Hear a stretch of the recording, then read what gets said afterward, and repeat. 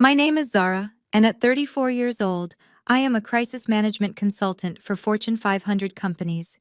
My job is to predict disasters before they happen and neutralize threats before they destroy empires.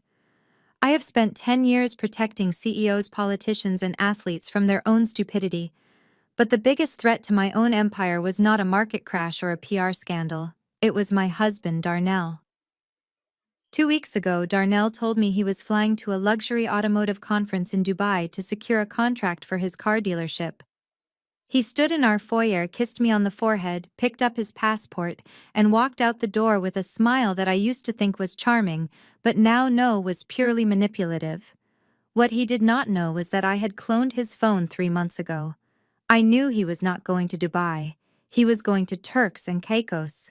And he was not going alone. He took his 24-year-old mistress, Chantel, and 4 members of her unemployed family on a 5-star vacation funded by $50,000 he secretly drained from our joint retirement fund. He thought he was living the dream. He thought he was the king of Atlanta, untouchable, and smarter than the woman who balanced his books. But while he was posting stories on a private Instagram account I wasn't supposed to see, I was busy executing the most ruthless business deal of my life. I wasn't just filing for divorce. I was liquidating his entire existence. When Darnell stepped out of that Uber Black an hour ago, tanned, arrogant, and expecting to bring his mistress into my sanctuary, he had no idea that the ground beneath his feet no longer belonged to him. He didn't know that while he was gone, I had packed 10 years of marriage into cardboard boxes, signed a deed, and boarded a one-way flight to Paris. This is the story of how I sold the house, kept the money, and left my cheating husband homeless before he even unpacked his bags. The heat in Atlanta was oppressive that afternoon, a thick blanket of humidity that made the air shimmer above the asphalt. A black Cadillac Escalade pulled into the circular driveway of the 5-bedroom colonial estate in Buckhead. The lawn was manicured to perfection, the hydrangeas were in full bloom, and the house stood like a fortress of old money and stability. It was the kind of house that made people slow down when they drove past, the kind of house Darnell loved to show off, because he thought it made him look like a self-made man rather than a man whose wife paid the mortgage. I was watching it all from 4,000 miles away. I sat on the balcony of my rental apartment in the 16th arrondissement of Paris, a glass of Sancerre in my hand and my laptop open to the security camera feed. The feed was crisp and clear, delivering the destruction of Darnell's ego in high definition. The driver hurried to open the rear door of the SUV. Darnell stepped out first. He stretched his arms wide, adjusting the lapels of his $2,000 cream linen suit. He looked every inch the successful entrepreneur he pretended to be. He turned back to the car and extended a hand, flashing that wide, confident grin that used to work on me. "Come on out, baby," he boomed, his voice picked up by the doorbell camera. "Welcome to the Jenkins estate." Chantel emerged. She was wearing a neon pink mesh cover-up over a bikini top, towering cork wedges that were struggling against the cobblestones of the driveway, and oversized sunglasses that covered half her face. She looked around the neighborhood, her mouth dropping open slightly, as she took in the size of the properties on the street. "Damn, Darnell," she said, pulling down her glasses. "You really live here. This is nice. Like TV nice." Darnell smirked, puffing his chest out. "I told you, baby. I run this city. Now let's get the rest of the crew inside. I promised your pops some of that Blue Label scotch I keep in the study." From the trunk of the SUV and a second sedan that had pulled up behind them, the rest of the traveling circus appeared. Chantel's mother, a large woman wearing a matching velour tracksuit despite the 90-degree heat, fanned herself aggressively with a travel magazine. Her father, looking hungover and wearing enough gold chains to anchor a small boat, immediately lit a cigarette and dropped the match on my pristine walkway. Then came the 2 younger siblings, loud and chaotic, dragging suitcases across my grass, complaining about the humidity. "Yo, Darnell, this place got a pool," the younger brother shouted, kicking a landscaping light. "Heated saltwater pool in the back," Darnell announced, ignoring the vandalism. "Theater room in the basement. Wine cellar. Make yourselves at home, family." We got the place to ourselves for a whole week before the wife gets back from her business trip. Chantel's mother looked at the brick facade, critically wiping sweat from her forehead. Well, it is about time. That hotel in Turks was okay, but the service was slow. I need a home-cooked meal and some air conditioning. Open the door, Darnell. I am melting out here. Darnell strutted up the stone steps, his keys jingling in his hand. He bypassed the keypad he always preferred, using the gold-plated key he had specially cut to feed his ego. He wanted the tactile satisfaction of unlocking his castle. He slid the key into the heavy oak door and turned. It stopped. He frowned. He jiggled it. He pulled the key out, looked at it, wiped it on his linen pants and tried again. The key went in, but the lock refused to turn. It was as if the deadbolt had been welded shut. "What is the problem?" Chantel asked, walking up behind him and wrapping her arms around his waist, nuzzling his neck. "Just a little sticky?" Darnell muttered, sweat beginning to bead on his hairline. He pushed against the door with his shoulder. Nothing. It did not budge. He tried the keypad next. He punched in the code, 0604, our wedding anniversary. The lock flashed red. A robotic voice chirped, "Access denied." Darnell laughed nervously, glancing back at Chantel's family, who were now standing in the driveway with their luggage, watching him with growing impatience. "That is weird. Must be a system glitch. Zara is always updating the security firmware. She gets obsessive about it." He tried the code again. "Access denied. Open the door." Darnell, Chantel's father, yelled, exhaling a cloud of smoke. "I need to use the bathroom. I am trying." Darnell snapped, his composure cracking. He pounded on the door with his fist. "Open up, stupid piece of technology!" He moved to the large bay window beside the door, cupping his hands against the glass to peer inside. The curtains were drawn tight, something I never did. That was when the lock clicked. "See," Darnell said, turning back to Chantel with a relieved grin, wiping the sweat from his upper lip. "Just had to wake it up." The door swung open. But it wasn't an empty hallway waiting for them. Blocking the doorway was a man Darnell had never seen in his life. He was 6'4", built like a linebacker with a thick beard and tattoos running down his arms. He was wearing a casual t-shirt that stretched across his chest and holding a baseball bat loosely in his right hand. Beside him stood a Belgian Malinois with its ears pinned back, letting out a low, rumbling growl that vibrated through the camera's microphone. "Can I help you?" the stranger asked, his voice deep and calm, the kind of voice that didn't need to shout to be terrifying. Darnell stumbled back, nearly knocking Chantel over. "Who the hell are you? What are you doing in my house? Where is Zara?" The man stepped onto the porch, the dog matching his pace perfectly. "There is no Zara here, buddy, and this isn't your house. You are trespassing." "Trespassing?" Darnell's voice rose to a screech, cracking under the pressure of his confusion. "I am Darnell Jenkins. I own this property. I pay the mortgage. I pay the taxes. Get out of my house before I drag you out." Chantel's mother marched up the steps, her face twisted in annoyance. "Darnell, who is this white man? Did you rent the house out and forget? You said you owned it? You said we were staying here for free."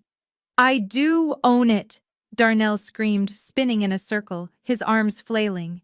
"He is an intruder. He probably broke in while we were gone. Look at him, he's robbing the place." He pulled out his phone, his fingers shaking so hard he almost dropped it. "I am calling the police. You are going to jail, man. You picked the wrong house today. Do you know who I am?" The stranger, whose name was Mike, didn't flinch. He leaned against the doorframe, resting the bat on his shoulder. "Go ahead. Call them. I will wait." Darnell dialed 911, screaming into the receiver about a home invasion, about an armed man, about his family being threatened. Chantel was clinging to his arm, looking terrified, her mascara starting to run in the heat. Her family was murmuring in the driveway, eyeing the suitcases, nervously sensing that the free ride was about to end abruptly. 5 minutes later, 2 squad cars screeched into the driveway, lights flashing, but sirens cut. 4 officers poured out, hands resting on their holsters, scanning the scene. Darnell ran toward them, waving his arms like a madman. Officers. Thank God this man broke into my home. He has a weapon. He has a vicious dog. Arrest him. He is threatening my guests. The lead officer, a veteran sergeant with a tired face who had clearly seen enough domestic disputes for one lifetime, held up a hand. Calm down, sir. Step back. Keep your hands where I can see them. He walked up to the porch where Mike was standing calmly. Mike set the bat down immediately and produced a thick manila folder from the entry table.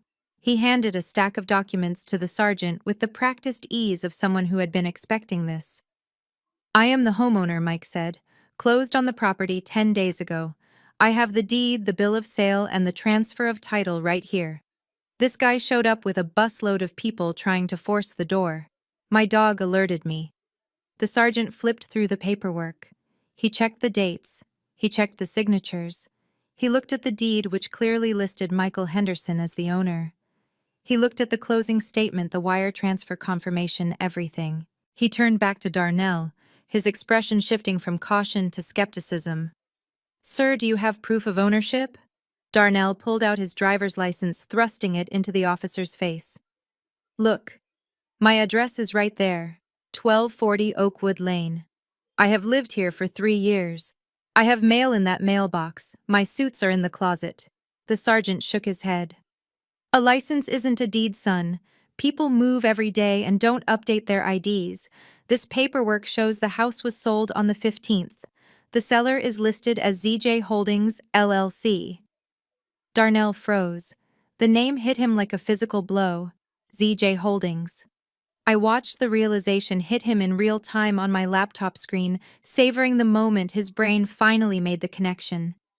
3 years ago, Darnell had gotten involved in a shady business deal with some aftermarket parts suppliers that went south. He was terrified of being sued. He begged me to protect our assets. You're the crisis manager, Zara, he had pleaded. Fix this. So I fixed it. I created ZJ Holdings LLC. I moved the house, the cars, and the investment accounts into the company's name. And because Darnell was paranoid about his name appearing on any public records during the lawsuit, he signed a quitclaim deed transferring 100% of his interest in the property to the LLC. He signed away his rights to protect himself from a lawsuit. He forgot that he was also signing away his rights to stop me from selling it. That is my wife's company. Darnell stammered, sweat pouring down his face, now ruining the collar of his expensive shirt. She manages the assets, but she is in Paris. She is on a business trip. She cannot sell the house without me. It is marital property. The sergeant handed the paperwork back to Mike. According to this, she is the sole managing member of the LLC. She has full authority to liquidate assets. And she did. Sir, you are trespassing on private property. The homeowner wants you removed. No. Darnell shouted, his voice cracking. This is a mistake. My stuff is in there. My suits. My watch collection. Mike stepped forward, blocking him. The house was empty when I bought it, pal. Broom clean. Nothing inside but the walls. Darnell looked like he was going to vomit. Empty. Chantel grabbed his arm, her nails digging into his linen suit. Darnell, what is going on? Where is the house? You said we were staying here. My daddy needs his medication. It is in the bag. Officers, remove him, Mike said coldly, or I will defend my property. The sergeant grabbed Darnell's wrist. Sir, turn around. You are under arrest for trespassing and disturbing the peace. Do not touch me, Darnell yelled, pulling away violently. This is a mistake. My wife is playing games. Zara, I know you are watching. The officers did not have patience for tantrums. They spun Darnell around, slammed him against the hood of the patrol car, and clicked the handcuffs onto his wrists. The sound of the metal ratcheting shut echoed across the lawn. Chantel screamed. Her mother started cursing, calling Darnell every name in the book. The neighbors were coming out onto their porches, phones raised, recording the downfall of the neighborhood's loudest show-off. Darnell was shoved into the back of the cruiser, his face pressed against the glass, screaming for his lawyer. Chantel stood on the lawn surrounded by her family and their luggage, looking utterly lost, realizing the luxury vacation was over before it began. 30 minutes later, my phone rang. It was an automated call from the precinct. "Will you accept a call from inmate Darnell Jenkins?" I pressed one. Zara Darnell's voice exploded through the speaker, a mix of rage and terror. "Zara, answer me! What have you done?" I took a sip of my wine, the view of the Seine River glittering before me. The contrast between my serene evening and his chaotic afternoon was delicious. "Hello, Darnell. I see you made it back safely. How was the flight?" "Stop playing," he screamed. "Why was there a man in our house? Why am I in jail? Why did you sell the house?" "It is not our house, Darnell. It is Mr. Henderson's house. I sold it. Cash offer. Quick close. The market is very hot right now in Buckhead. I got 20% over asking price.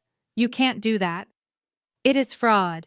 It is business," I corrected him, my voice calm and steady. "ZJ Holdings needed liquidity. I liquidated. You signed the quitclaim deed 3 years ago. I have the notarized copy right here in my Dropbox. You have no legal claim to that property. You have no claim to anything held by the LLC. But my stuff." Darnell sobbed, the fight draining out of him as the reality set in. "My clothes, my shoes, my grandmother's ring.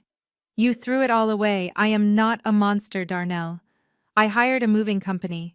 Your personal effects are in a storage unit in Decatur. Unit 4B. The code is your birthday. I paid for 1 month.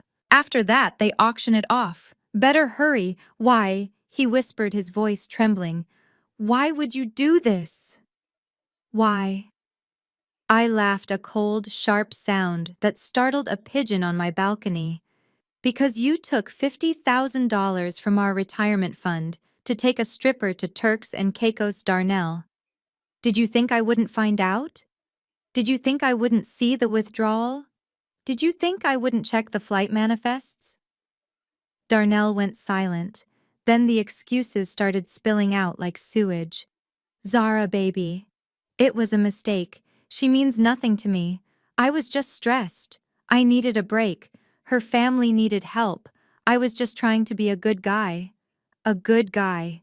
You stole from your wife to play sugar daddy to a woman who is only with you because she thinks you are rich." "Well, guess what, Darnell? You aren't rich. I was rich. You were just the plus one. Zara, please. I filed for divorce the day you left, Darnell. My lawyer will meet you at the arraignment tomorrow. Do not call me again." I hung up. Back in Atlanta, the situation on the sidewalk outside the precinct was reaching a boiling point. My sister-in-law Sarah had parked across the street, watching the drama unfold from behind her sunglasses. Sarah was married to Darnell's older brother Jamal. Jamal was a good man, hardworking and honest, but he had a blind spot when it came to his little brother. He had been bailing Darnell out of trouble since they were kids. But Sarah saw right through him. She hated the way Darnell treated me, and she hated the way he flaunted money he didn't earn while she and Jamal budgeted for every grocery trip. She texted me, "Jamal just went inside to pay the bail. He is furious. He had to use the money we saved for the kids' tuition. I told him this is the last time. If he gives Darnell another cent, he can go sleep in the storage unit with him." A few minutes later, Darnell emerged from the station. He looked broken. His suit was wrinkled, his tie was missing, and he walked with a limp, likely from the rough handling during the arrest. Chantel and her family were waiting by the curb, sitting on their Louis Vuitton luggage. When they saw him, they didn't run to hug him. They didn't ask if he was okay. They stood up with crossed arms, a unified front of disappointment. "Fix this." Darnell, Chantel snapped, tapping her foot. "My mama is hungry. We need a hotel, and not a Motel 6. You promised us luxury. You promised us a mansion." Darnell rubbed his face, looking from Chantel to her angry father. "Babe, my cards are frozen." Zara shut everything down. I don't have access to the accounts. My wallet is empty. So you are broke? Chantel's father asked, stepping forward, his gold chains glinting menacingly. You dragged us across the ocean, acted like a king, made us look stupid in front of the police, and now you can't even buy a burger. It is temporary, Darnell pleaded, backing away. I just need to get to the dealership tomorrow. I will get cash from the safe. I will fix this. Just, can you cover the hotel for tonight? I will pay you back double tomorrow. I promise. Chantel laughed in his face. Pay us back? With what monopoly money? You are a fraud, Darnell. A scrub. I should have listened to my ex. She pulled out her phone. I am calling an Uber. Wait. Darnell grabbed her hand. Where are you going? Come with me to Jamal's. We can crash there. Crash on a couch with 5 people. Chantel sneered, pulling her hand away as if he were contagious. I don't think so. I am going to the W Hotel. My ex-boyfriend manages it. He will take care of me. He has a real job. She shook him off. Come on, Mama, let's go. The Uber arrived and Darnell watched helplessly as his mistress and her family loaded their bags. They didn't even look back. They left him standing on the sidewalk holding a plastic bag with his wallet and shoelaces in it, looking like exactly what he was, a man with nothing left but his lies. Jamal pulled up in his minivan. He rolled down the window. Get in, Darnell. Darnell climbed into the passenger seat, putting his head in his hands. Jamal, I need money. I need a place to stay. You can stay on the floor tonight, Jamal said, his voice hard. But Sarah says you are out by morning, and Darnell, do not ask me for a dime. You made this mess. You clean it up. As the minivan drove away, Sarah sent me one last text. He is crying. He keeps saying he is going to the dealership tomorrow to get his money. Should I tell him? I typed back quickly. No. Let him be surprised. Because Darnell didn't know that Phase 2 was already complete. He didn't know that while he was arguing with the police, I had emailed the bank that financed his car inventory. He didn't know that I had sent the audit reports proving he was selling cars out of trust. He thought he was going to his office tomorrow to get cash. He was actually going to a parking lot full of repo trucks and FBI agents. The house was just the appetizer.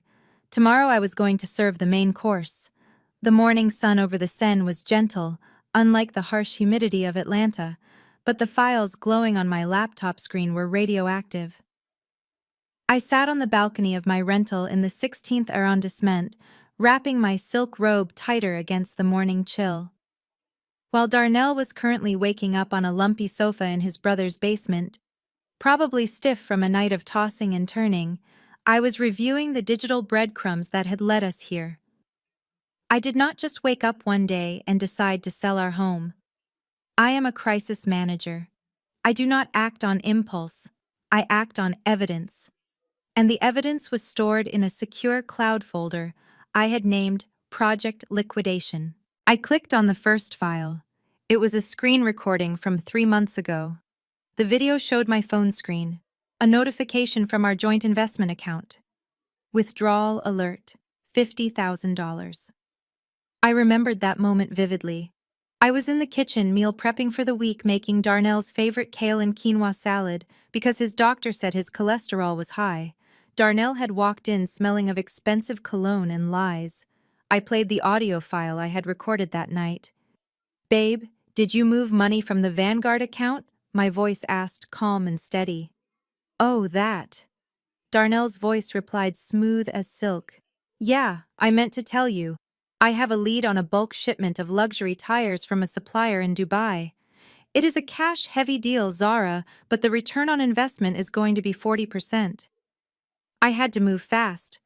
$50,000 fast, I had asked. Scared money do not make money. He had quoted one of those terrible business gurus he followed on Instagram. Trust me, I am going to turn that 50 into 200 by the end of the quarter. I paused the recording. Trust me. That was his favorite phrase. I clicked the next file. It was a PDF from the private investigator I had hired 24 hours after that conversation. I did not hire him to find out if Darnell was cheating. I knew Darnell was cheating. You do not buy a new wardrobe and start locking your phone because you are faithful. I hired him to follow the money. The report was detailed.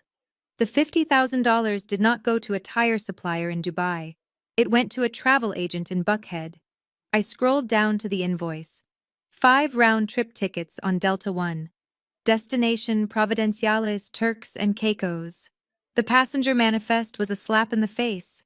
Darnell Jenkins, Chantel Jackson, Leroy Jackson, Tamika Jackson, Marcus Jackson. He had not just taken his mistress, he had taken her entire family. He had used the money we were saving for a down payment on a commercial building for my firm to fly a 24-year-old bottle girl and her unemployed parents to paradise. I looked at the dates on the invoice. Departure June 1st, return June 15th. 2 weeks. He came home that night beaming. "Babe, big news," he had said, hugging me. "The supplier wants me to come to Dubai personally to oversee the shipment. I have to leave in June. It is going to be a grind, meetings all day, networking all night, but I am doing this for us." 2 weeks in Dubai, I had said, keeping my face neutral. "That is a long time, Darnell." "I know, baby," he had sighed, giving a performance worthy of an Oscar. "I am going to miss you. But when I get back with this profit, we are going to upgrade your car, I promise." He was packing his bags in our bedroom, checking the weather app on his phone. I watched him. He thought he was being slick, deleting the location history, but he had left his iPad logged in on the nightstand. I saw him searching for best swim-up bars in Turks and luxury yacht rentals Providenciales. He was not buying tires.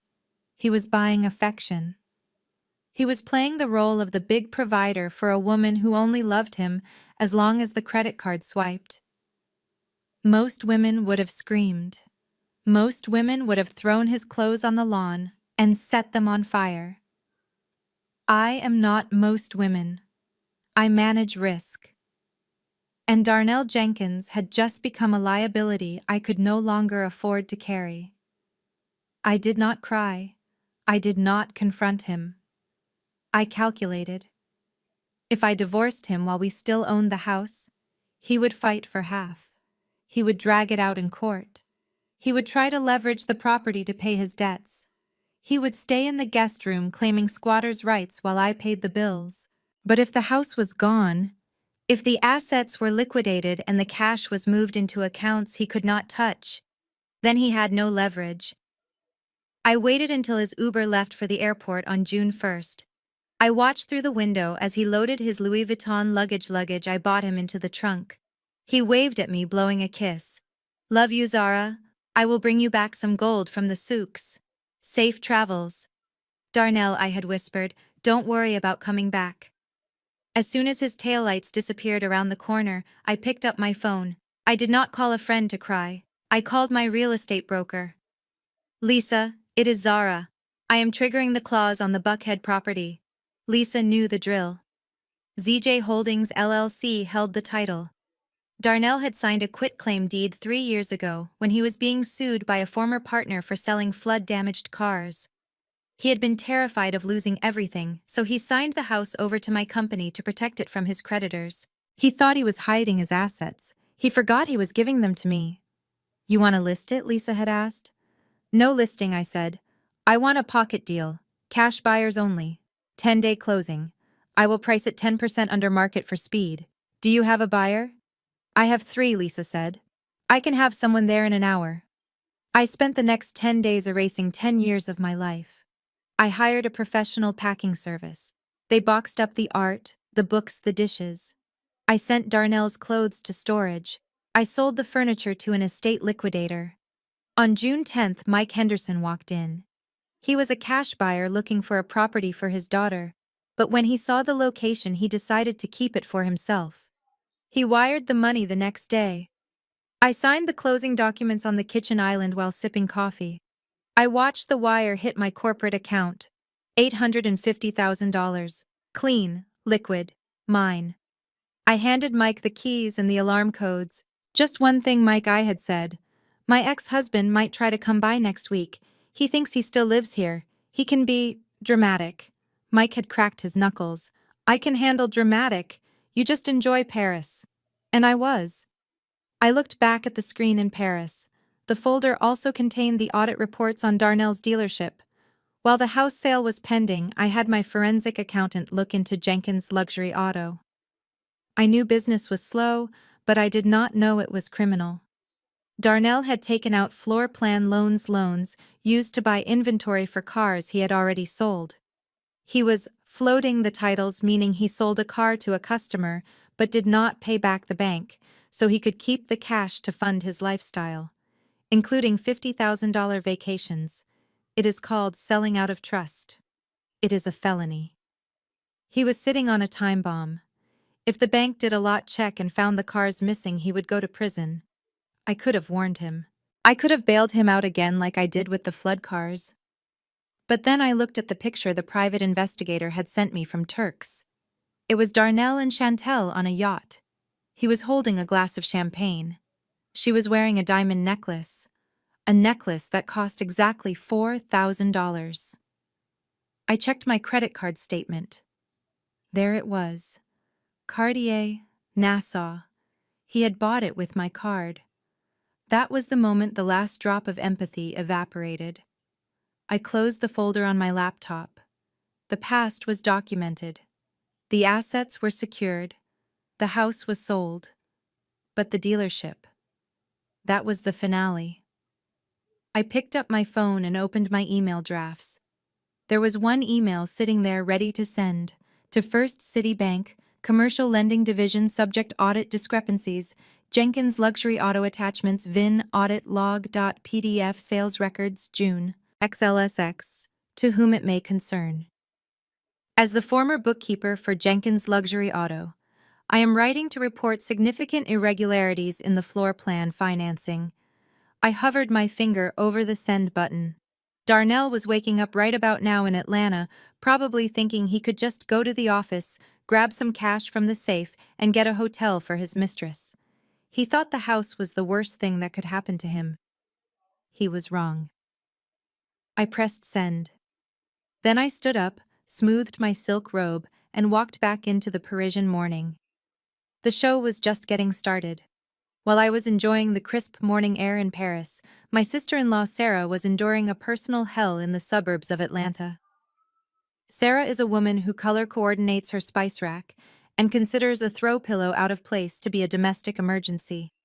She is the epitome of suburban order, a woman who runs the PTA with an iron fist and a smile that does not quite reach her eyes. She loves her husband Jamal, but she has always loathed Darnell.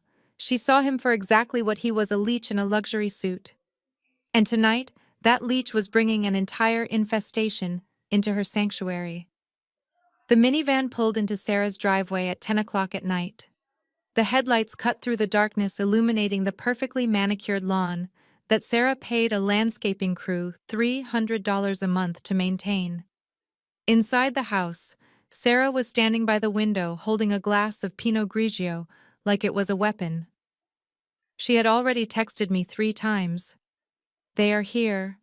I am going to kill him."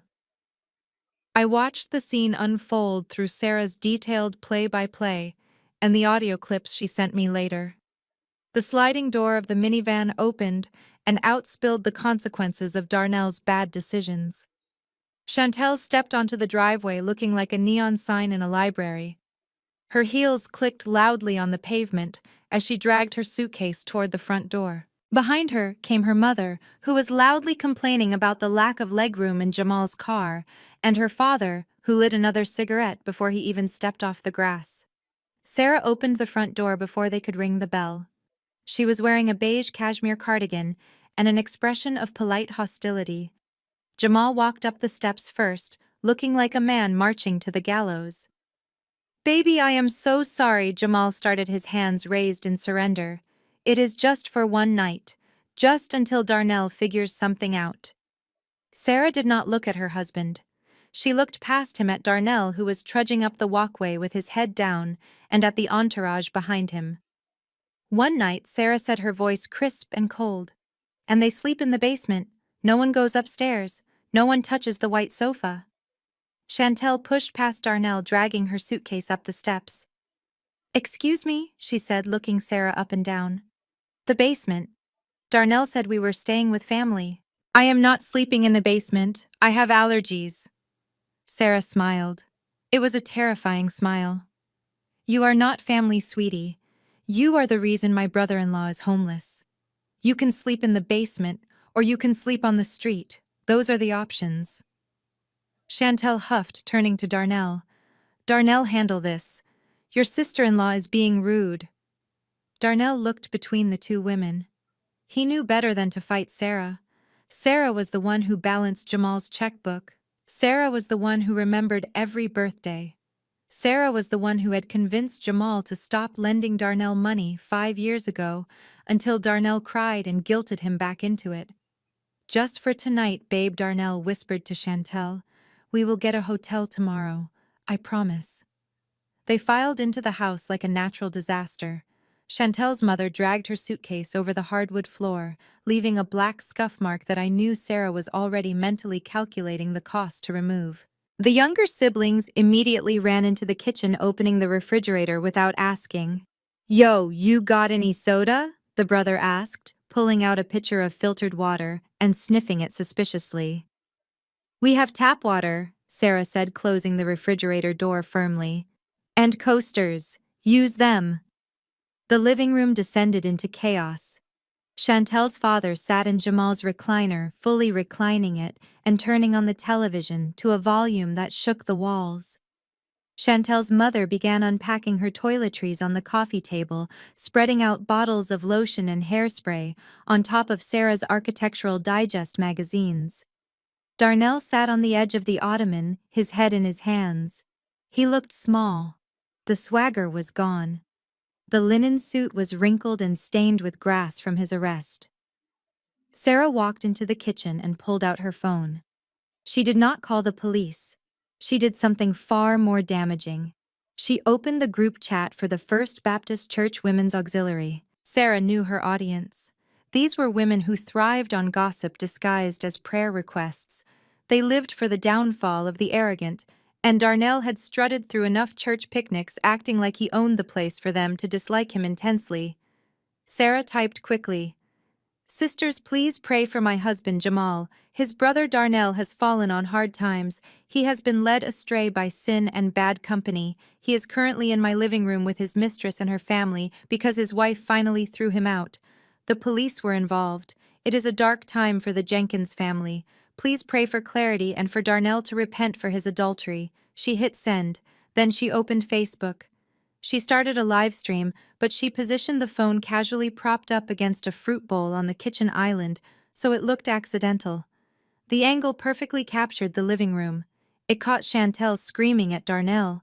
You said you had money, Darnell. You said you were a boss. Look at us. We are in some lady's basement. My daddy is hungry. You need to fix this. It caught Darnell sobbing. I am trying, Chantel. Zara took everything. She froze the accounts. It caught Chantel's mother yelling. I knew he was a scrub. I told you, he wears fake Gucci. I saw the stitching. The live stream view count ticked up. 5 viewers. 20. 50. The church ladies were sharing it. The neighbors were tuning in. Sarah watched the comments roll in on her iPad while she pretended to make tea. Is that Darnell Jenkins? The car dealer, OMG? Is that his mistress? She looks like she is 12. Where is Zara? I hope she is okay. He cheated on Zara. She is a saint. He deserves this. Sarah smiled into her teacup. She wasn't just petty. She was fulfilling a debt. 3 years ago, Sarah's father had gotten into a serious legal bind. He had been involved in a minor fender bender, but he had a suspended license, and the other driver was threatening to sue for everything he had. Sarah was terrified. She didn't have the money for a lawyer, and Jamal was tapped out from lending money to Darnell. She had come to me crying in my kitchen. I didn't ask questions. I made 2 phone calls. I called a lawyer friend who owed me a favor, and I called the other driver's insurance company to negotiate a settlement. I paid the settlement out of my own pocket, $5,000. I told Sarah to never mention it to Darnell or Jamal. I told her it was what family did. From that day on, Sarah was my soldier. When I found the receipt for the Turks and Caicos trip 3 months ago, I didn't go to Darnell. I went to Sarah. We met for coffee in a park where no one would see us. I showed her the bank statements. I showed her the pictures of Chantel. Sarah didn't look surprised. She looked angry. "He is doing it again," she had said. "He is going to drain you dry just like he drains Jamal." "I have a plan," I had told her, "but I need eyes on the ground. I need to know his schedule. I need to know when he leaves for the airport. And I need someone to be there when he comes back." Sarah had agreed without hesitation. She was the one who told me the exact time Darnell's flight left so I could call the locksmith. She was the one who forwarded me Darnell's texts bragging about the trip. And she was the one broadcasting his humiliation to the entire congregation of First Baptist. Back in the living room, the tension was breaking. Chantel stood up, knocking over a vase of dried flowers. "I am not staying here," she announced. "It smells like old people and cleaning products. Darnell, get up. We are going to a hotel. You have to have a credit card somewhere." "I told you," Darnell moaned. She cut them all. Even the emergency card. "Then sell your watch," Chantel demanded, pointing to the Rolex on his wrist. "That is a Daytona right. That is worth like 20 grand. Go pawn it." Darnell clutched his wrist. "No, baby. This is an investment. I cannot sell this." "You sell it or we are done," Chantel screamed. Sarah walked into the living room holding a tray of tea. "Oh, Darnell," she said, her voice dripping with fake sweetness. "You should listen to her. There is a 24-hour pawn shop on Cheshire Bridge Road. I am sure they would give you a great price." Darnell looked at Sarah with desperate eyes. "Sarah, please. Can you lend me $1,000? Just for the hotel. I will pay you back as soon as I get to the dealership tomorrow." Sarah laughed, a light tinkling sound that terrified Jamal, who was cowering in the hallway. "Darnell, I would not lend you a cup of sugar. And honestly, if I were you, I would hold on to that watch. It might be the only thing you have left to trade for cigarettes in prison." "Prison?" Darnell stammered. "Trespassing is a crime," Darnell, Sarah said, collecting the broken glass from the vase. "And I heard Zara's lawyer is talking to the IRS. You know how she is. She is very thorough." She looked directly at the phone propped up in the kitchen, ensuring the live stream caught Darnell's face as it crumbled. "I am going to bed," Sarah announced. "You all have until 7 a.m. to vacate my property. If you are still here when I come down for coffee, I am calling the police again." "And Darnell, use a coaster." She turned off the lights in the kitchen, leaving them in the dim glow of the television. She walked upstairs to her bedroom, where she locked the door and sent me a text. "The church group is going wild. Pastor Jones just commented that pride comes before the fall. Also, Chantel just tried to steal my silver candlesticks, but I caught her. Phase 2 is a go." I read the text in Paris and felt a warm glow of gratitude. Sarah was the sister I never had. She understood the assignment. She knew that Darnell needed to be stripped of his audience before he could be stripped of his pride. By tomorrow morning, half of Atlanta would know that Darnell Jenkins was broke, homeless, and sleeping on his brother's floor. His reputation, the only currency he truly cared about, was bankrupt. But the night was not over for Darnell. Down in the living room, the air was thick with resentment. Chantel was scrolling through her phone, probably looking for her next target. Her mother was snoring loudly in the recliner. Darnell sat in the dark, staring at his Rolex. He was calculating. He was thinking about the pawn shop. He was thinking that maybe, just maybe, if he sold the watch, he could get a room at the W Hotel and win Chantel back. He could get a suit pressed. He could walk into his dealership tomorrow, like a boss, and fix everything. He stood up quietly. He unclasped the watch. He looked at it gleaming in the moonlight. He didn't know it was a fake. He didn't know I had swapped it 2 years ago when he passed out drunk after his birthday party. He didn't know that the real Daytona was sitting in a safety deposit box in Zurich under my maiden name. He slipped the watch into his pocket and grabbed his keys. He was going to the pawn shop. He crept out the back door, leaving his mistress and her family sleeping in the mess they had made. He thought he was making a power move. He thought he was taking control. He was actually walking into the punchline of a joke I had set up years ago. Sarah watched him leave from the upstairs window. She sent me one last message. He is leaving. He is heading for the pawn shop. I hope he likes the price of cubic zirconia. I ordered another glass of wine. The sun was setting over the Seine, painting the sky in shades of violet and gold. It was a beautiful night for a reckoning. The pawn shop on Cheshire Bridge Road was a place that smelled of stale cigarettes and broken dreams. It was 3 in the morning when Darnell walked in expecting to walk out with $20,000 in cash. He slapped the Rolex Daytona onto the glass counter with the confidence of a man who still thought he held the winning hand. I watched the security footage later. Money well spent. The pawnbroker, a man who had seen every hustle in Atlanta, screwed a loop into his eye and examined the watch for exactly 10 seconds. Then he laughed. He did not just chuckle, he laughed in Darnell's face. Nice replica player, the man said, sliding the watch back across the glass. It is a good one, heavy, sapphire glass. But the movement is Chinese. I will give you $50 for the metal. $50! Darnell screamed. He threatened. He insisted it was real because his wife bought it for him in Switzerland. And then the realization hit him like a freight train. Zara. He took the $50. He bought a pack of cigarettes and a bottle of cheap vodka, and walked 3 miles in the rain to the only place he had left. His mother's apartment. Mama Verna lived in a senior complex that she pretended was a luxury retirement community. It was not. It was a subsidized building that smelled of bleach and boiled cabbage. Darnell banged on the door at 4:30 in the morning, soaking wet and smelling of liquor. Verna opened the door in her silk bonnet and matching robe, clutching a Bible. When she saw her golden child broken and weeping on her welcome mat, she did not ask what he did wrong. She asked what I did to him. My baby. She wailed, pulling him into her small living room, which was crowded with porcelain figurines and framed photos of Darnell. What did that Jezebel do to you? Darnell collapsed onto her plastic-covered sofa, sobbing into a throw pillow. She took everything, Mama. The house, the money, even the watch. It was fake. She gave me a fake watch. Verna's face twisted into a mask of pure venom. I knew it. I knew she was no good the day you married her. She always thought she was better than us just because she went to college and talks proper. She is a thief, Darnell. A thief and a liar. She went to the kitchen and made him sweet tea with extra sugar the way she did when he was a boy and scraped his knee. But this wasn't a scraped knee. This was a felony fraud investigation waiting to happen. We are going to sue her, Verna declared, pacing the small room. We are going to take her for everything she has.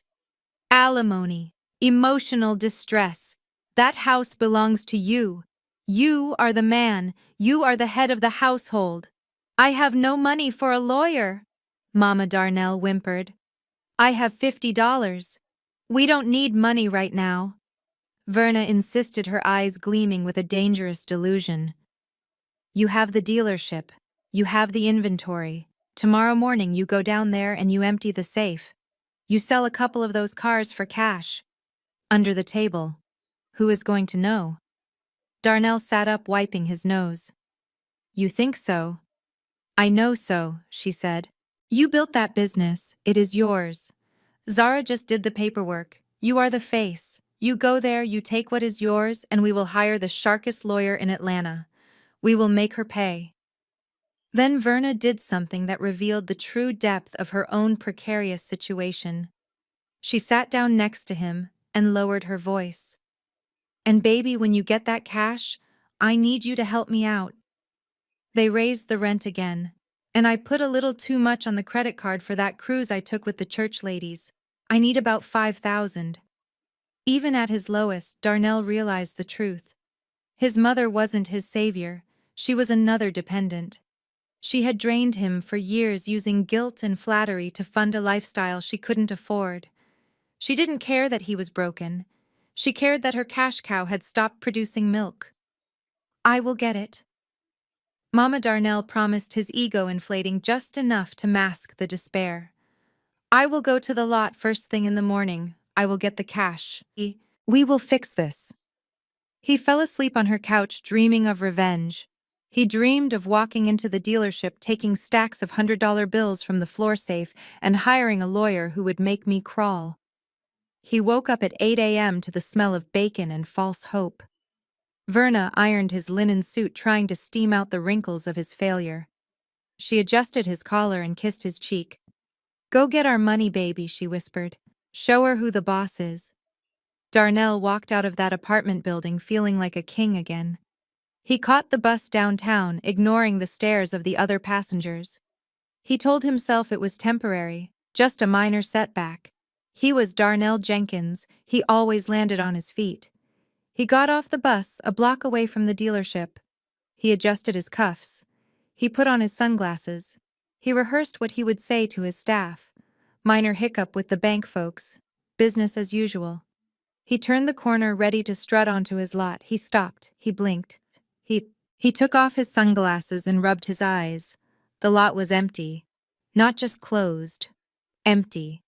The 30 luxury vehicles that had been gleaming under the lights 2 days ago were gone. The G-Wagons, the S-Classes, the Range Rovers. Gone. The gate was padlocked with a heavy chain and a bright orange sign zip-tied to the metal. Seized. Pursuant to Court Order 24, CV0981, First City Bank versus Jenkins, Luxury Auto. Darnell stood on the sidewalk, his mouth opening and closing like a fish out of water. He gripped the chain-link fence, shaking it, rattling the metal against the silence of his ruined life. "No," he whispered. "No, no, no." A black sedan pulled up to the curb behind him. The window rolled down. It wasn't the police. It wasn't the bank. It was Marcus, Chantel's cousin, the middleman for the loan shark Big T. Darnell froze.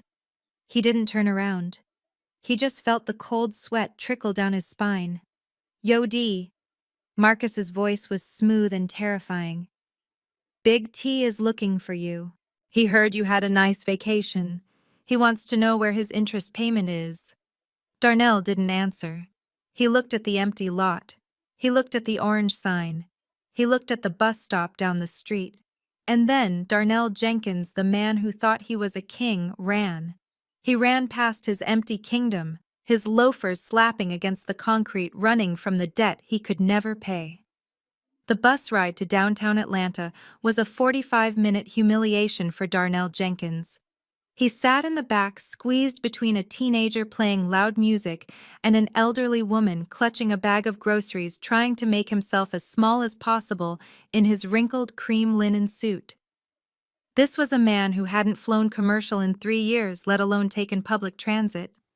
He kept his head down, staring at his Italian loafers, which were now scuffed and stained with mud from his trek to his mother's apartment in the rain the night before. He was rehearsing his speech. He was going to walk into his dealership, clap his hands, and tell his sales team that the bank error was being sorted out. Then he was going to open the floor safe in his private office, take out the $50,000 in cash he kept there for emergencies, and check into the Four Seasons. He would fix this. He always fixed this. He did not know that I had been awake since 4 a.m. Paris time, orchestrating the final demolition of his house of cards. While he was sleeping on Mama Verna's plastic-covered couch, I was on a conference call with the Vice President of Commercial Lending at First City Bank. I did not just tell them about the fraud, I formally withdrew my personal guarantee. You see, Darnell liked to tell people he was a self-made boss. He liked to post pictures of himself leaning against G-Wagons and Maybachs with captions about the grind and the hustle, but the truth was far less glamorous. Darnell did not own those cars. The bank owned them. It is called floor plan financing.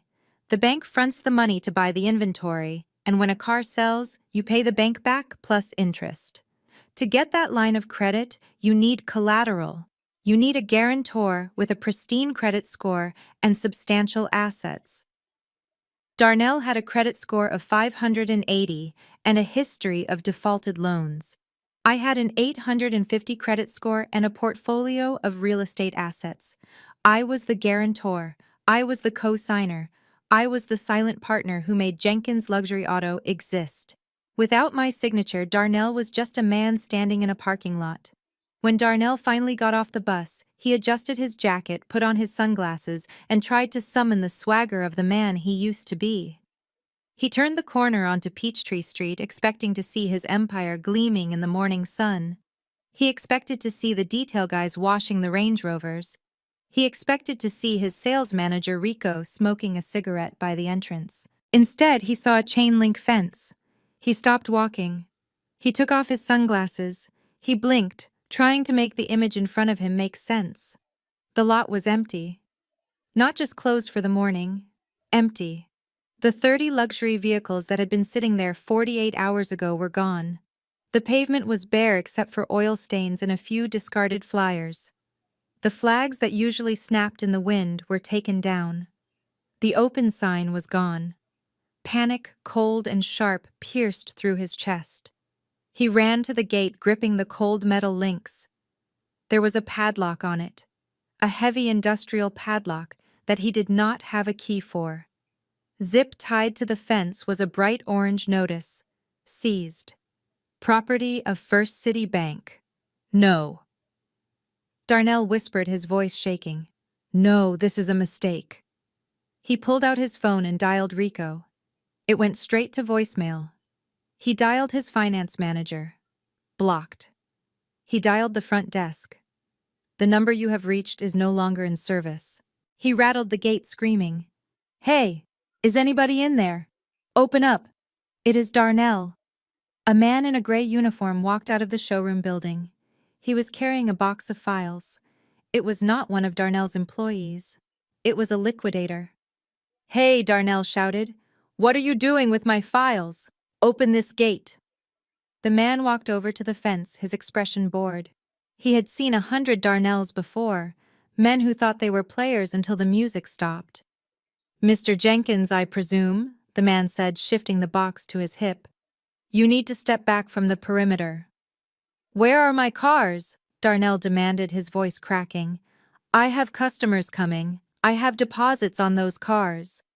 Those aren't your cars, the man said calmly. They are the bank's cars. And since you sold 4 of them last month without paying off the lien, the bank decided to collect the rest before you stole those too. It is called selling out of trust, Mr. Jenkins. It is grand larceny. That is a lie, Darnell spat, gripping the fence. My wife handles the books. She made a mistake. I just need to get into my office. I have personal property in there. I have cash in the safe. The man laughed, a dry, humorless sound. The safe is empty. The bank auditors drilled it open an hour ago. They took the cash as partial repayment for the interest you owe. As for your personal property, it has been seized as evidence. Evidence. Yes, evidence. The district attorney is very interested in your business practices. And your wife. She did not make a mistake. She sent us the ledger. She sent us the emails where you told your brother you were floating the titles to pay for your vacation. She was very helpful. Darnell felt his knees give way. He slid down the fence until he was kneeling on the dirty sidewalk. Zara. It was always Zara. He looked up at the showroom. The glass walls of his office, where he used to sit with his feet up on the mahogany desk smoking cigars and feeling like a king, were dark. The leather chairs were gone. The big, flat-screen TV where he watched sports instead of working was gone. He realized then that he had never really owned any of it. He was a tenant in his own life. The house was mine. The cars were the bank's. The clothes were put on a credit card I paid. He was a paper tiger, and I had just held a match to the corner. But he could not give up. He could not go back to his mother with nothing. He had promised her cash. He scrambled to his feet. Look, man, he pleaded, his voice desperate. Just let me in for 5 minutes. I have a watch in my desk drawer. A Patek Philippe. It is worth 50 grand. Just let me get that and I will leave, I swear. The man shook his head. There was no watch in the desk, Mr. Jenkins.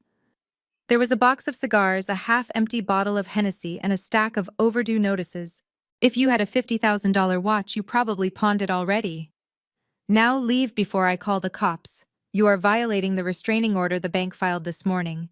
Restraining order. Darnell backed away from the fence. His hands were shaking. He looked down the street. People were watching. People who used to wave at him when he drove by in a convertible were now staring at the man in the dirty suit yelling at a fence. He saw a black sedan turn the corner. It slowed down. The window rolled down. It was Marcus, Chantel's cousin. The middleman for Big T, the loan shark Darnell had borrowed $20,000 from to cover the extras on the Turks' trip. Darnell's heart stopped. He turned and ran. He ran past the empty lot, past the ghost of his empire. He ran until his lungs burned and his expensive loafers blistered his feet. He ducked into an alleyway behind a dumpster, hiding like a rat. He pulled out his phone. He had 1% battery left. He called the only person he hadn't burned yet, his receptionist Keisha. She was young, naive, and had always looked at him with big, adoring eyes. "Keisha, pick up," he whispered to the dial tone. "Hello?" Keisha's voice answered, hesitant. "Keisha, it is Darnell. Listen, something crazy is happening. The bank made a mistake.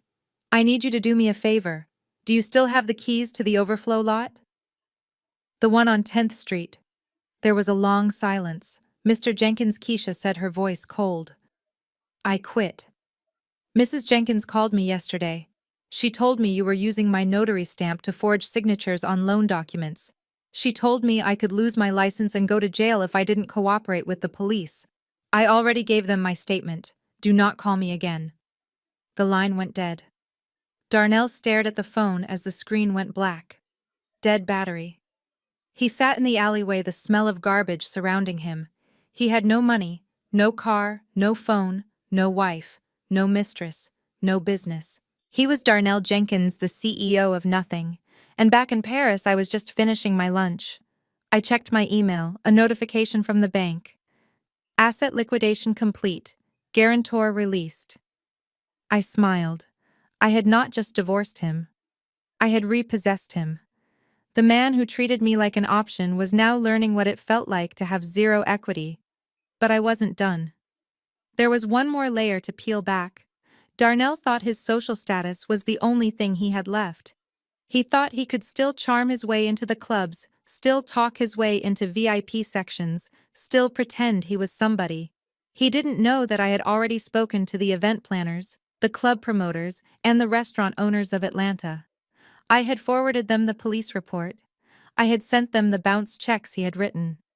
Darnell was about to find out that in Atlanta, if you cannot pay the tab, you do not get a table. I paid my check and walked out onto the Champs-Élysées. The air was sweet. The victory was sweeter. Darnell was running from a loan shark in an alley, and I was shopping for a new wardrobe. Karma is not a bitch. Karma is a crisis manager with a plan. While I was enjoying a second glass of wine overlooking the Seine, my sister-in-law Sarah was preparing for war in the suburbs of Atlanta. She had texted me earlier that Darnell had returned to her house looking like he had been dragged backward through a hedge. His cream linen suit was stained with grease and sweat. His Italian loafers were scuffed beyond repair, and the arrogance that usually rolled off him in waves had completely evaporated. He walked up the driveway with the shuffling gait of a man who had nothing left to lose, only to find out he had not even hit the bottom yet. Sarah was watching from the kitchen window. She told me later that she almost felt a twinge of pity for him. Almost. But then she remembered the $50,000 he stole from our retirement fund, and the pity was replaced by a cold, hard satisfaction. She unlocked the front door just as Darnell reached for the handle.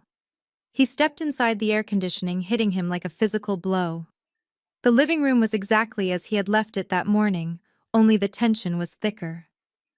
Chantel was sprawled on the sofa, scrolling through her phone with a bored expression, while her mother filed her nails at the dining table. Her father was asleep in the recliner again, snoring loudly enough to rattle the windows. Darnell stood in the foyer, clutching his empty pockets. He cleared his throat. Chantel looked up. Her eyes scanned him from head to toe, noting the missing watch, the dirt on his knees, and the sheer panic in his eyes. She did not stand up to greet him. She did not ask if he was okay. "Where is the money, Darnell?" she asked, her voice flat. "We have been waiting all day." My mama is hungry and this basement smells like mildew. Did you get the cash from the safe? Darnell leaned against the wall for support. He looked at Chantel, the woman he had risked his entire marriage and financial future for, and saw her for the first time without the filter of his own ego. She was not a prize, she was a bill collector. There is no money. Darnell whispered, his voice cracking. The bank seized everything.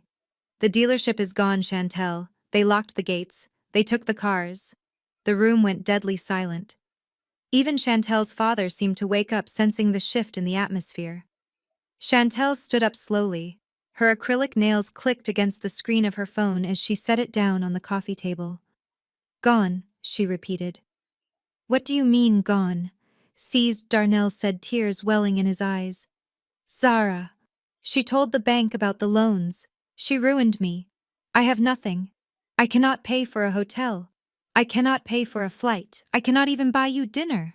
Chantel stared at him for a long moment. Then she started to laugh. It was a cruel, high-pitched sound that made the hair on Darnell's arms stand up. You broke, she said, shaking her head. You are actually broke. You dragged me and my family to this house acting like you were a king, and you are nothing but a scrub with a fake suit. I am not a scrub, Darnell protested weakly. I am going to bounce back. I just need a little time. I just need you to be patient, baby. Patient, Chantel screamed, her face contorting with rage.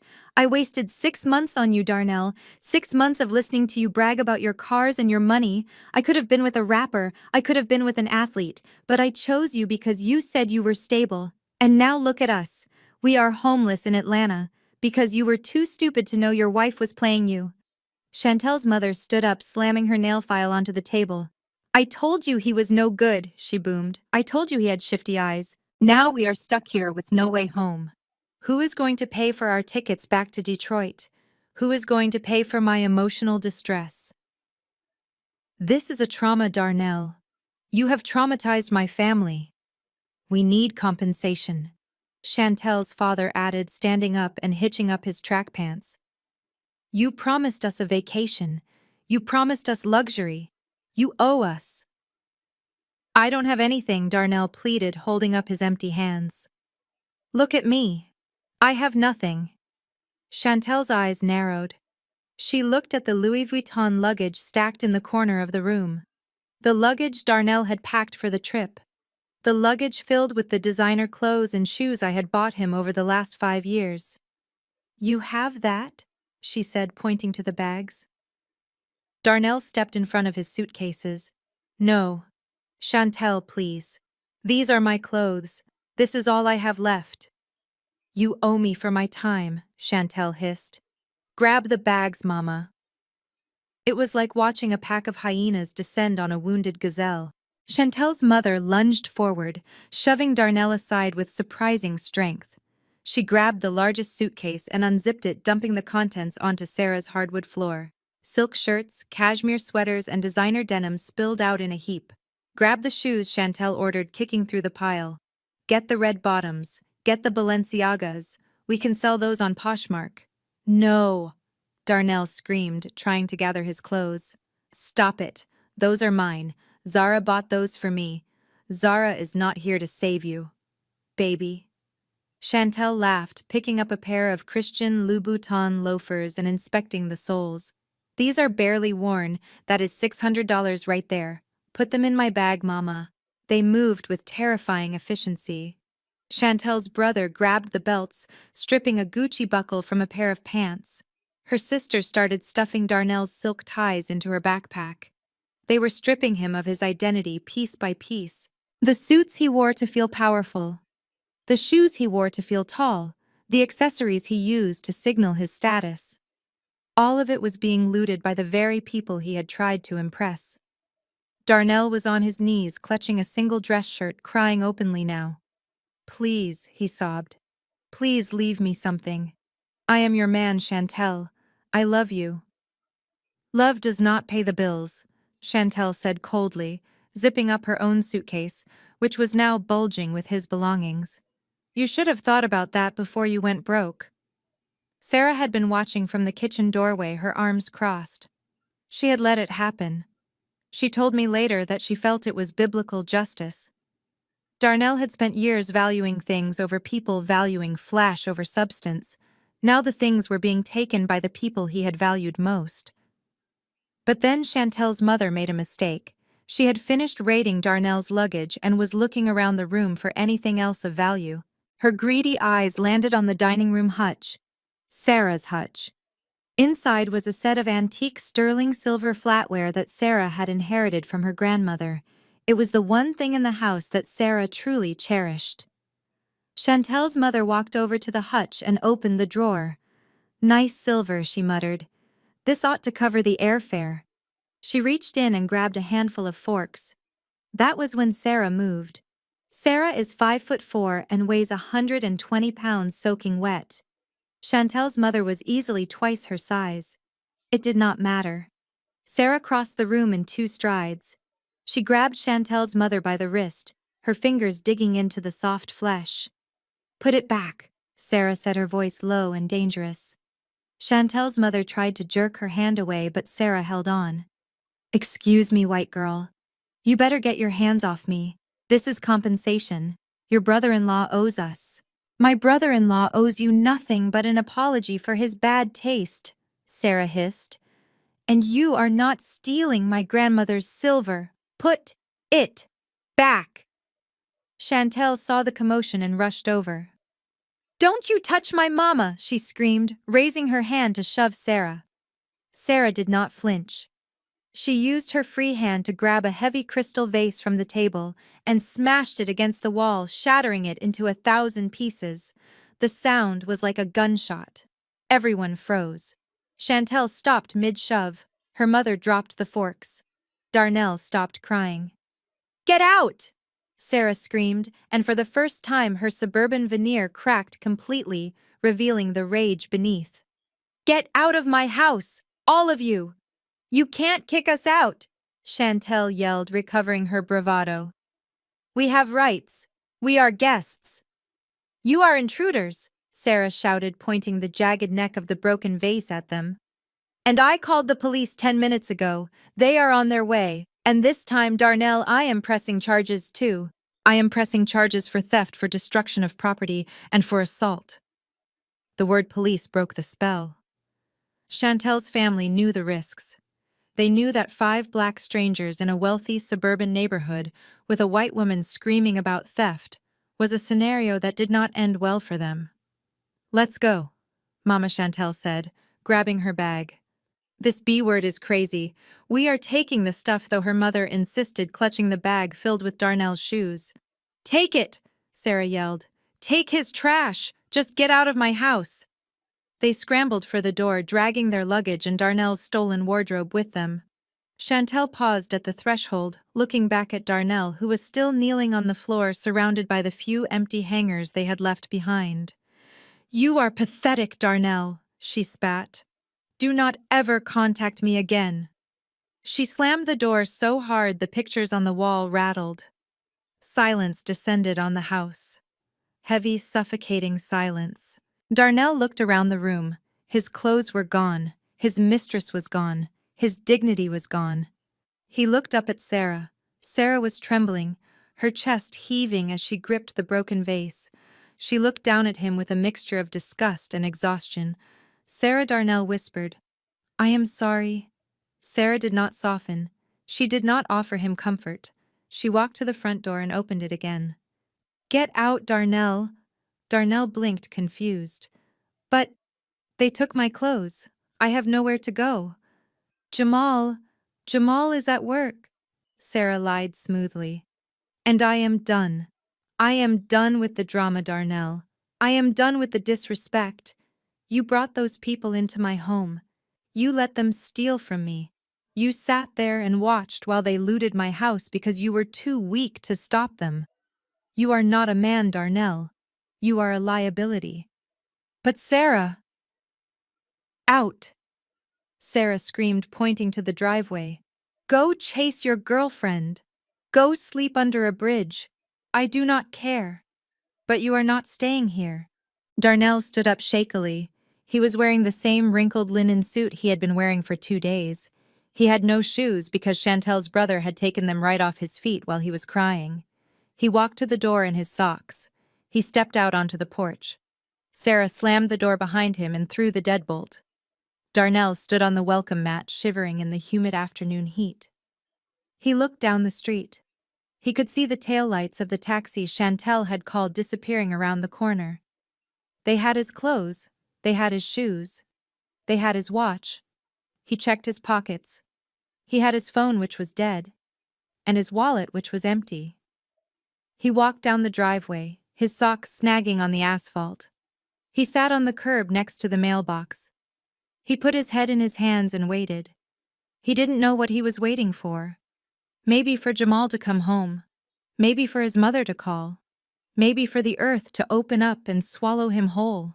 But the only thing that came was a text message notification on his Apple Watch, which Chantel had miraculously missed. It was the only thing he had left connected to his old life. He looked at the small screen. It was an email notification. From the Department of Revenue. Subject notice of audit and asset freeze.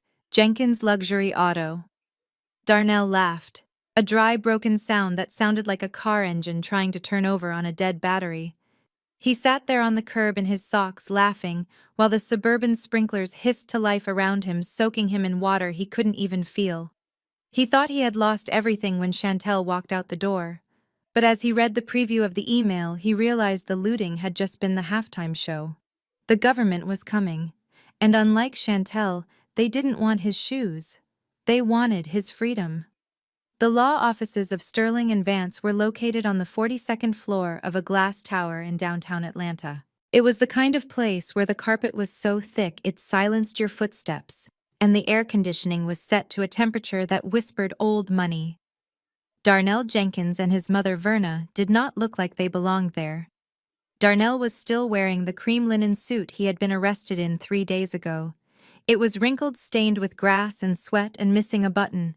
He wore a pair of canvas sneakers his mother had bought him from Walmart because his designer loafers were currently in the possession of his mistress's brother. Verna, however, had dressed for battle. She wore her Sunday best, a purple dress with a matching hat that looked like a satellite dish, and she clutched a knockoff Chanel bag that Zara had refused to buy for her 2 Christmases ago. They sat in the waiting room, ignoring the receptionist's polite offer of water. Verna was muttering to herself, rehearsing the speech she was going to give the judge about the emotional distress her baby boy had suffered. Darnell just stared at the floor. He felt small. The adrenaline of his anger had faded, leaving behind a cold, hollow fear. He had $50 in his pocket, which Verna had loaned him from her bingo money. That was his net worth. "Mr. Sterling will see you now," the receptionist said, her smile tight and professional. Verna stood up first, smoothing her dress. "Come on, Darnell. Shoulders back. You are a businessman. We are going to get what is yours." They walked into the corner office. Mr. Sterling was a man in his 50s with silver hair and a suit that cost more than Darnell's seized car inventory. He did not stand up when they entered.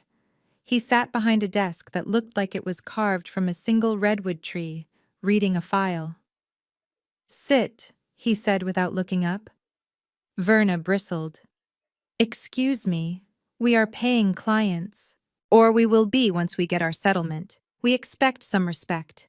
My son has been defrauded by his wife. She sold his house out from under him. She stole his inventory. We want to sue for $10 million. Mr. Sterling finally looked up. His eyes were cold and sharp like flint. He took off his reading glasses and placed them on the file. "You are not paying clients, Mrs. Jenkins," he said, his voice smooth and deep.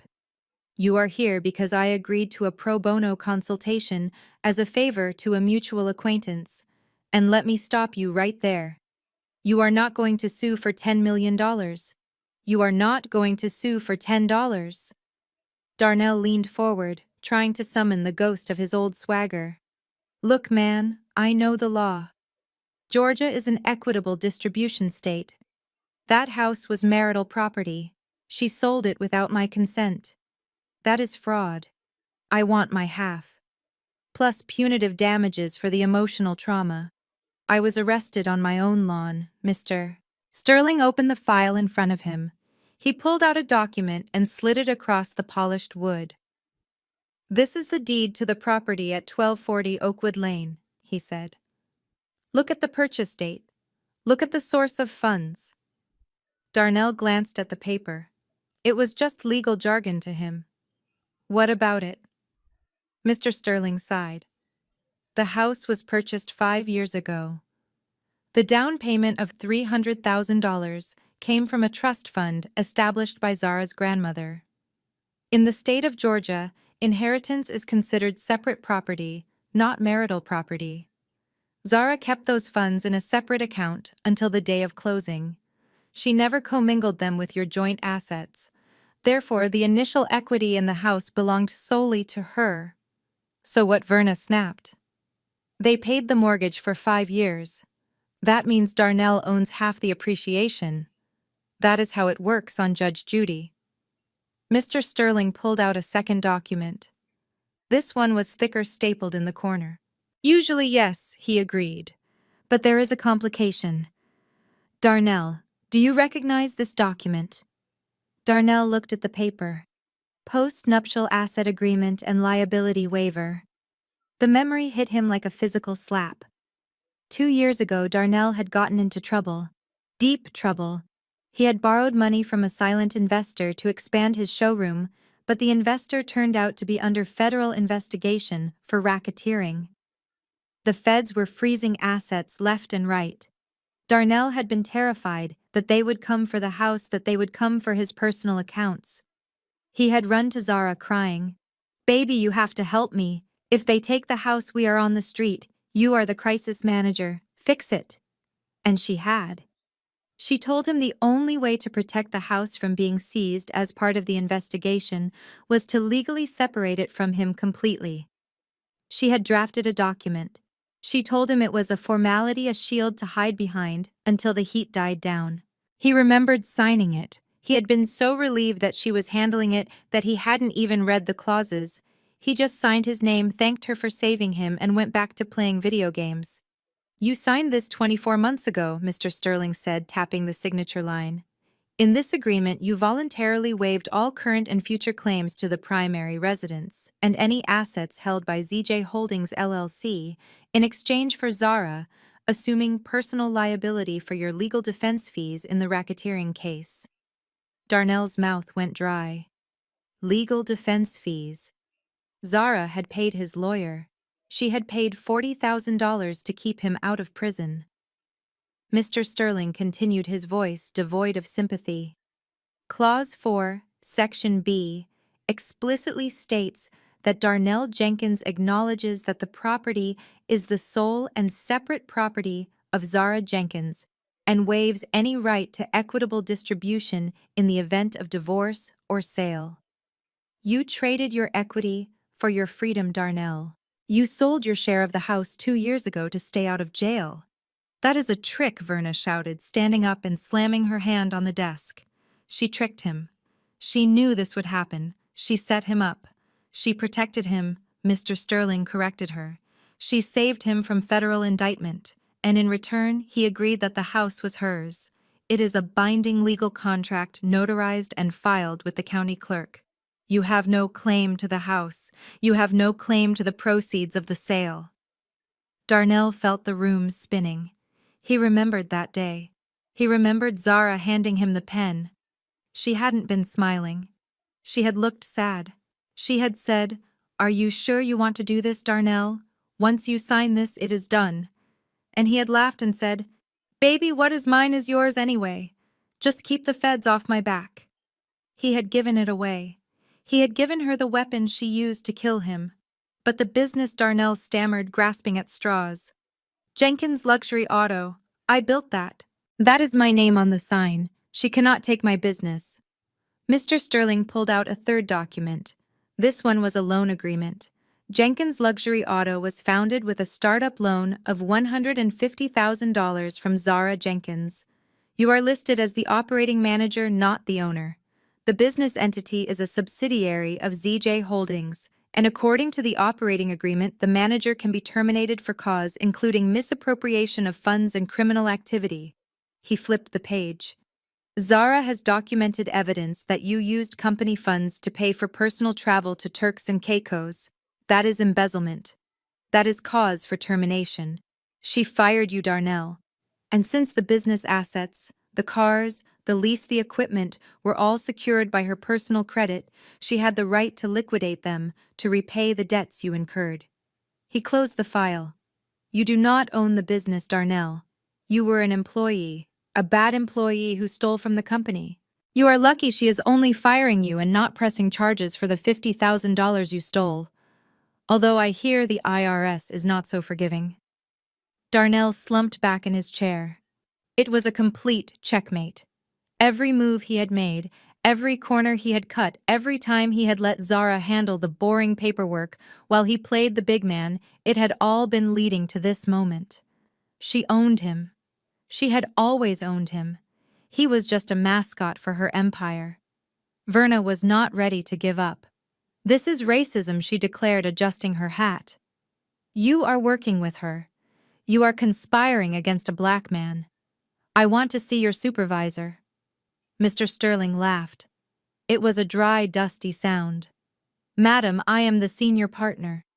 And as for conspiring, Zara and I went to Howard University together. We were in the same torts class. I have known her for 15 years. She is the smartest woman I know, and she told me years ago that you were a liability. I see she was right. He stood up, signaling the meeting was over. You have no case, you have no assets, and frankly, you have no hope. If you try to sue her, I will countersue for legal fees, and I charge $800 an hour. I suggest you focus on finding a public defender for your criminal charges regarding the bank fraud. Zara sent over the files on the floor plan loans. You are looking at 5 to 10 years, Darnell. Get out of my office. Darnell stood up, his legs shaking. He felt like a hollow shell. The suit he wore was a costume. The life he lived was a lie. Verna grabbed his arm, digging her nails into his bicep. Say something, Darnell. Tell him off. Do not let him talk to us like that. Come on, Mama, Darnell whispered, his voice broken. Let's go. They walked out of the office past the receptionist, who did not look up past the glass doors into the hallway. They rode the elevator down 42 floors in silence. Verna was fuming, muttering about appeals and justice. Darnell was just trying to breathe. They stepped out onto the sidewalk into the blinding Atlanta sun. The heat hit them instantly. Call the Uber. Verna demanded, wiping sweat from her upper lip. I am tired. I want to go home. Darnell looked at her. He pulled out his pockets, showing the white lining. I don't have a phone, Mama. The battery died yesterday, and I don't have a charger. And I don't have any money. I spent the $50 on cigarettes and vodka. Verna stared at him. For the first time, she looked at him not with adoration, but with disgust. You mean we have to take the bus? She asked, her voice rising to a shriek. In this heat, I am wearing my church shoes, Darnell.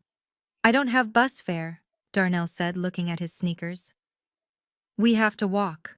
Walk, Verna screamed. It is 6 miles to my apartment. You expect me to walk 6 miles because you were too stupid to read a contract. It wasn't my fault, Darnell tried to say, but the words died in his throat. It was his fault. All of it. You are useless, Verna spat, just like your father. Useless. She turned and started walking down the street, her fake Chanel bag swinging her heels, clicking angrily on the pavement. She didn't wait for him. Darnell watched her go. His mother, his biggest fan, the woman who had told him he could do no wrong. She was walking away from him because he couldn't pay for her ride. He stood alone on the corner of Peachtree Street. He had no wife, no mistress, no house, no car, no money, and now no mother. He looked up at the glass tower. He imagined Zara in Paris sitting in a cafe drinking wine that cost more than his life was worth. She had warned him. Years ago she had told him, Darnell, I will build you up, but do not make me tear you down. I am a builder, but I am also a demolition expert. He hadn't listened. He started walking, not toward his mother's house, but toward the park. He needed a bench. He needed to sleep. And tomorrow he needed to find a public defender because Mr. Sterling was right. The fraud charges were coming, and unlike the house, he couldn't sign those away. Zara had won. She hadn't just beaten him, she had erased him. The sun was rising over the Seine, illuminating the iron lattice of the Eiffel Tower, but in Atlanta, the sun was rising on Darnell Jenkins's Judgment Day. It was Sunday morning. In the African American community in the South, Sunday is not just a day of rest. It is a day of performance. It is a day of hats and suits and social hierarchy. For years, Darnell and his mother Verna had treated First Baptist Church like their own personal runway. They would strut down the center aisle 10 minutes late just to make sure everyone saw them. Darnell would flash his gold watch, and Verna would adjust her oversized hat, nodding benevolently at the congregation like she was the Queen Mother. Today was different. Today they were not strutting. They were sneaking. I watched the timeline unfold from 4,000 miles away, thanks to Sarah, who had arrived at the church an hour early, for the specific purpose of destroying Darnell's last refuge. Sarah knew that if Darnell had any hope of rebuilding his life, he would try to leverage the church. He would try to spin a story of redemption, claiming he was a victim of a vindictive wife. He would try to get the deacons to loan him money or find him a place to stay. But Sarah had beaten him to the pulpit. Darnell and Verna arrived via the city bus. It was a humiliating start to the morning. They had to walk the last 3 blocks in the humid heat. Darnell was wearing his only suit, the cream linen one, that was now stained and wrinkled beyond repair. He had tried to spot clean it in the bathroom sink, but it just looked like a water-damaged rag. He wasn't wearing his Italian loafers because they were gone. He was wearing the canvas sneakers. Verna was wearing a dress from 3 seasons ago and a hat that had seen better days. She held her head high, clinging to the delusion that her presence alone commanded respect. They reached the heavy wooden doors of the church. Usually the ushers would greet them with wide smiles and handshakes. "Good morning, Brother Jenkins. Good morning, Mother Verna." Usually they would be escorted to the 3rd pew on the left, a prime spot reserved for high-status families. Today the usher at the door was Mr. Henderson, a man who had bought 3 cars from Darnell in the last 5 years. Cars that I now knew had questionable titles. Mr. Henderson did not smile. He did not extend his hand. He looked at Darnell's shoes, then at his wrinkled suit, then at his face. "Good morning," he said, his voice flat and cold. "There is seating in the balcony, the balcony." The balcony was for visitors and latecomers. It was the nosebleed section. Verna gasped, clutching her pearls. "The balcony, Mr. Henderson, surely you are joking." "We sit in the 3rd pew. That is the Jenkins family pew." Mr. Henderson did not budge. "The 3rd pew is occupied, Mother Verna. The balcony has space, or there is standing room in the vestibule." Darnell tried to use his charm, the charm that had failed him for 3 days straight. "Come on, Mr. Henderson. It is me, Darnell. I know I look a little rough, but I am going through a trial right now. I need to be near the altar. I need to feel the spirit." Mr. Henderson leaned in close, his voice a low rumble that only Darnell could hear. "You need to be near a lawyer, son. I heard about the audit. I heard about the titles. If the police come looking for you here, do not tell them you know me. Now go upstairs." Darnell felt the eyes of the lobby on him. People were whispering. He grabbed his mother's arm and dragged her toward the stairs. Verna was protesting loudly, complaining about her knees, but Darnell pulled her up. He couldn't face the main floor. He couldn't face the judgment. They found a spot in the back row of the balcony, squeezed between a crying baby and a broken air conditioning vent. From this vantage point, Darnell could see the entire congregation. He could see the hats, the suits, the fans waving in rhythm. And he could see Sarah. Sarah was sitting in the front row. Not the 3rd row. The front row. She was sitting next to Mrs. Higgins, the head of the motherboard, the most powerful social circle in the church. Mrs. Higgins was leaning over, whispering something to Sarah, and Sarah was nodding, looking solemn and righteous. Sarah had been busy. Before the service started, she had met with the mothers in the fellowship hall. She had brought coffee cake and receipts. She didn't just tell them Darnell was a cheater. That wouldn't have been enough. Men cheat all the time, and the church often forgives them if they cry loud enough. No, Sarah told them he was broke. She told them he was a fraud. She told them he had stolen from his family. And most damningly, she told them that Darnell had been bragging about how he played the church members, selling them lemons at luxury prices. That was the nail in the coffin. You can sin against God and get forgiveness. But if you sin against the motherboard's wallet, you are excommunicated socially. The choir began to sing, but Darnell couldn't find the rhythm. He felt exposed even in the shadows of the balcony. He looked down at the pulpit. Pastor Jones was stepping up to the microphone. Pastor Jones was a good man, a fiery preacher who could make you feel the flames of hell and the glory of heaven in the same sentence. He was also a man who appreciated generosity. 2 years ago, when the church roof was leaking and water was dripping onto the choir stand, Darnell had stood up and pledged $10,000 to fix it. He had walked to the front, basking in the applause. He never wrote the check. I did. I wrote the check from my personal account because Darnell didn't have the liquidity. I paid for the roof. I paid for the new sound system. I paid for the scholarship fund. Darnell took the bows, but Pastor Jones knew who signed the checks. And Pastor Jones knew I had filed for divorce. The music faded. The congregation sat. Pastor Jones gripped the podium, his eyes scanning the room. He looked up at the balcony. For a second, his eyes locked on Darnell. Brothers and sisters. Pastor Jones began, his voice booming, without the need for the microphone. Today, I want to talk to you about appearances. The congregation murmured. Amen. Speak on it. We live in a world of filters. The pastor continued, pacing the stage. We live in a world where a man can rent a suit and call himself a king. We live in a world where a man can drive a car he does not own to a house he does not pay for and claim he is blessed. Darnell shrank into his seat. Verna stiffened her hat, trembling. But God sees the heart, Pastor Jones roared. God sees the ledger. You cannot cook the books in heaven. You cannot float the titles with the Lord. A ripple of laughter went through the sanctuary. They knew, everyone knew, Sarah had done her job well. The specific reference to floating titles was a direct hit. There are men among us, Pastor Jones said, his voice dropping to a whisper that carried more weight than a shout, who build their castles on the sand of deceit. They steal from their wives. They steal from their brothers.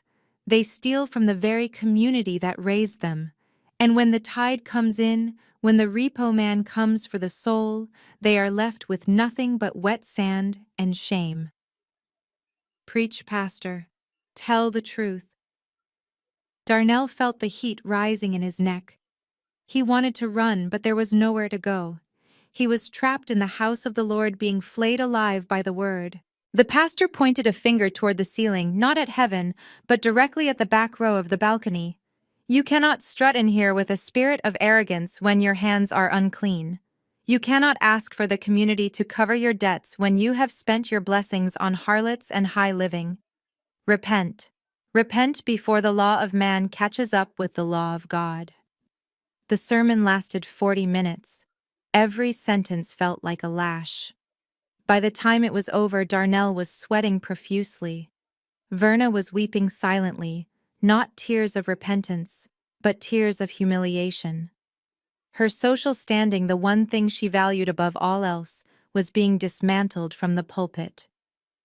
Then came the offering. The deacons walked down the aisles with the gold plates. The organ played a soft melody. This was usually Darnell's favorite part. He would pull out a crisp $100 bill, hold it up high, and drop it in the plate with a flourish. The plate came to the balcony. The deacon handed it to the person at the end of the row. It passed from hand to hand, getting heavier with envelopes and cash. It reached Verna. She held it for a moment, her hands shaking. She had nothing to give. Her purse was empty. She passed it to Darnell. Darnell looked at the plate. He looked at the deacon waiting at the end of the row. He put his hand in his pocket and felt the $50 he had gotten for the fake Rolex. It was all he had to survive the week. It was food, it was bus fare. He pulled his hand out empty. He passed the plate. The deacon watched him. The people in the row watched him. The silence was deafening. Darnell Jenkins, the big tycoon, the man who promised $10,000 for the roof, couldn't even put $1 in the plate. He lowered his head, wishing he could disappear. When the service finally ended, Darnell bolted. He grabbed Verna's hand and practically dragged her toward the exit. He couldn't face the social hour. He couldn't face the fake smiles and the whispers. They stumbled out into the bright sunlight of the parking lot. The humidity hit them instantly. People were gathering in groups, laughing, hugging, planning their Sunday dinners. The air smelled of fried chicken and perfume. Usually this was when Verna would hold court.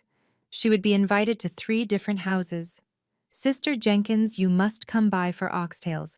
Sister Jenkins, try my peach cobbler. Today the crowd parted around them like water around a stone. People turned their backs. Conversations stopped as they walked by, then started up again in hushed whispers. Mrs. Higgins walked past them arm in arm with Sarah. Verna tried to make eye contact. Sister Higgins, she called out, her voice desperate. Are we still on for the committee meeting Tuesday? Mrs. Higgins paused. She adjusted her hat. Oh, Verna, I forgot to tell you. The board voted. We restructured the committee. We felt we needed leadership that reflected stability. You are no longer on the board. She didn't wait for a response. She turned to Sarah and smiled warmly. Now, Sarah, honey, you said Jamal is bringing the potato salad to the cookout. You know you guys are always welcome at my table. Sarah beamed. Thank you, Mother Higgins. We would love to come. Just us. And the kids, of course. Just us. The message was clear. Darnell and Verna were not invited. They were social lepers. Verna stood on the asphalt, her mouth open, her face crumbling. The committee was her life. It was her identity. And it was gone because of Darnell. She turned on him right there in the parking lot. You did this? She hissed, hitting him on the arm with her empty purse. You embarrassed me. You ruined my name. I was somebody in this church, Darnell. I was somebody. Mama, please. Darnell begged, looking around to see who was watching. Everyone is looking. Let them look, Verna screamed.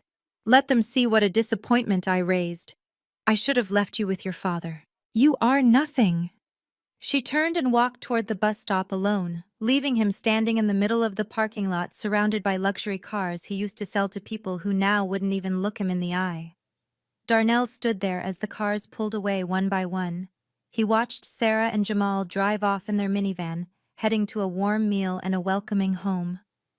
He watched the deacons drive off in their Cadillacs. He was alone. He was hungry.